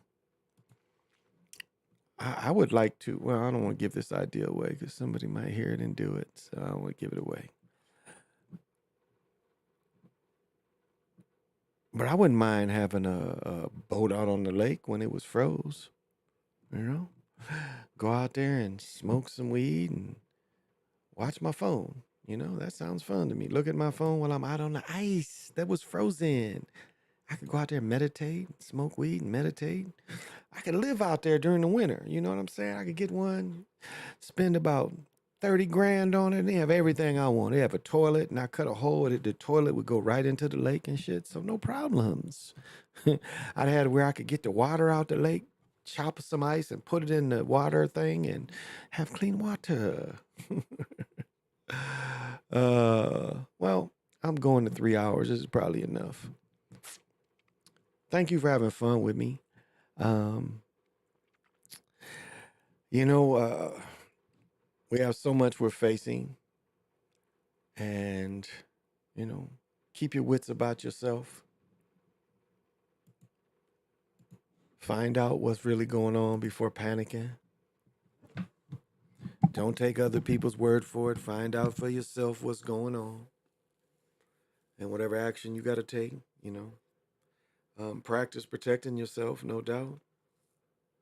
Never hurts. I say in the wintertime, you know, it never hurts to have extra food in the wintertime. That's kind of a given. The years I lived in 76 and 77 and 78, those winters, and literally going into a grocery store and seeing no groceries. Like going into a grocery store and buying a few things and getting my parents to say, look, if y'all don't come now, it ain't gonna be nothing to get. And then them going back and seeing what I meant, it's like, oh, yeah. So I've always been one for in the wintertime to get groceries. So I don't have to go anywhere. You know, in case you get cut off or something gets cut off, you know. You know, alternative ways to stay warm is extra clothes. You know, extra clothes can keep you so far warm. And if you got nothing but your car, you can keep filling it with gas and sit in it as long as it's outside. So there's a lot of ways to stay warm wherever you at. If you got to be like that. And I don't know, I've been looking at this little generator that's nuclear, or not nuclear, but a solar powered little generator. Seems like a good idea. I mean, I like to see what other people think about it. Does it work? But you know, the main thing about like if everything did break down, communication would be about the main thing that we would really need to know about is communication more than anything else. Is how to communicate with people you're working with. And that's why, you know, it's walkie-talkies that go miles. Like the old, you think there's toys, those still work. Now EMP, yeah, those, if they're battery operated, they might still work. The EMP might just kill the battery. And then you put a new one in, so they might still work. I don't know. I'm not really a prepper. You know, I read that thing about my friend in the prepper. For a while, I said the other night, you know, I had like 30, 40 pounds of beans that I kept for years. And threw half of them away, and then when I moved in here, I threw them all away. So, yeah, that kind of thing, and tons of cans. But again, you can't eat the cans forever because the cans will make you sick because they got metal in them. And a lot of them got a lot of salt in them. So, it ain't like the cans is the answer. Dry beans is probably the best thing, or dry vegetables. You know, dry beans especially, probably one of the best things that you could carry with you. Cans to a certain extent, but again, you can't rely on them forever because you'll get sick from eating the cans. Even, you know, what's the shit I like?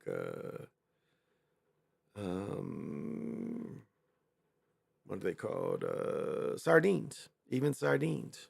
You know, after a while, you can't keep eating that shit encased in the metal.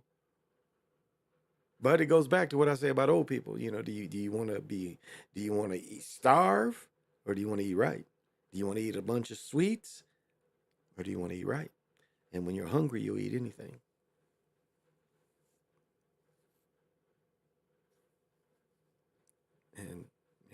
that's kind of for some people, you know, they may have diabetes, but it's like, do I eat this sweet thing or do I be hungry? Or should I be hungry? And that's not an easy decision to make, you know? So, yeah, I think 3 hours is cutting it. Thank you guys. Wow. Thank you for riding with me and commenting. I appreciate it. And, you know, I'm going to say this, like, I'm not offended very easily.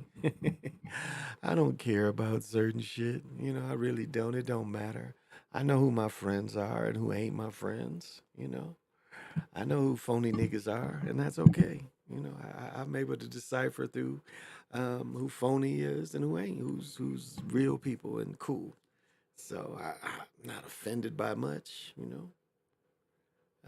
I think that people got to get offended by certain things I do, especially these sounds. I think some people get offended that I use the clips of them. I think that's offended a few people. And I don't know why. It ain't like I'm making money on your little 30-second clip. And I know that probably a few of you probably got offended that I use your clip. Why? Again, I ain't making money on it. It's not like I need your clip to make money on it, but if that upsets you, just be upset, nigga, because I'm using the shit whenever I feel like it. So be upset. Guess that's the problem of being a young nigga. Sometimes your ego get in the way. So I'll leave it at that. I'm not a New York rapper or LA gang banger. Now let's get some beats in this shit. I don't even know what that shit means. Let's get some music with the shit. Let me see. I'm not a New York rapper or a LA gang banger. I'm on just old school Drake crack. Let me see if I do it. I think I get it. I'm not a New York rapper or LA gang banger. I'm just an old school Detroit crack slinger. I make more money, more money. My pockets like sunshine, always sunny. This has been the Chocolate Mountain Show. I have been on the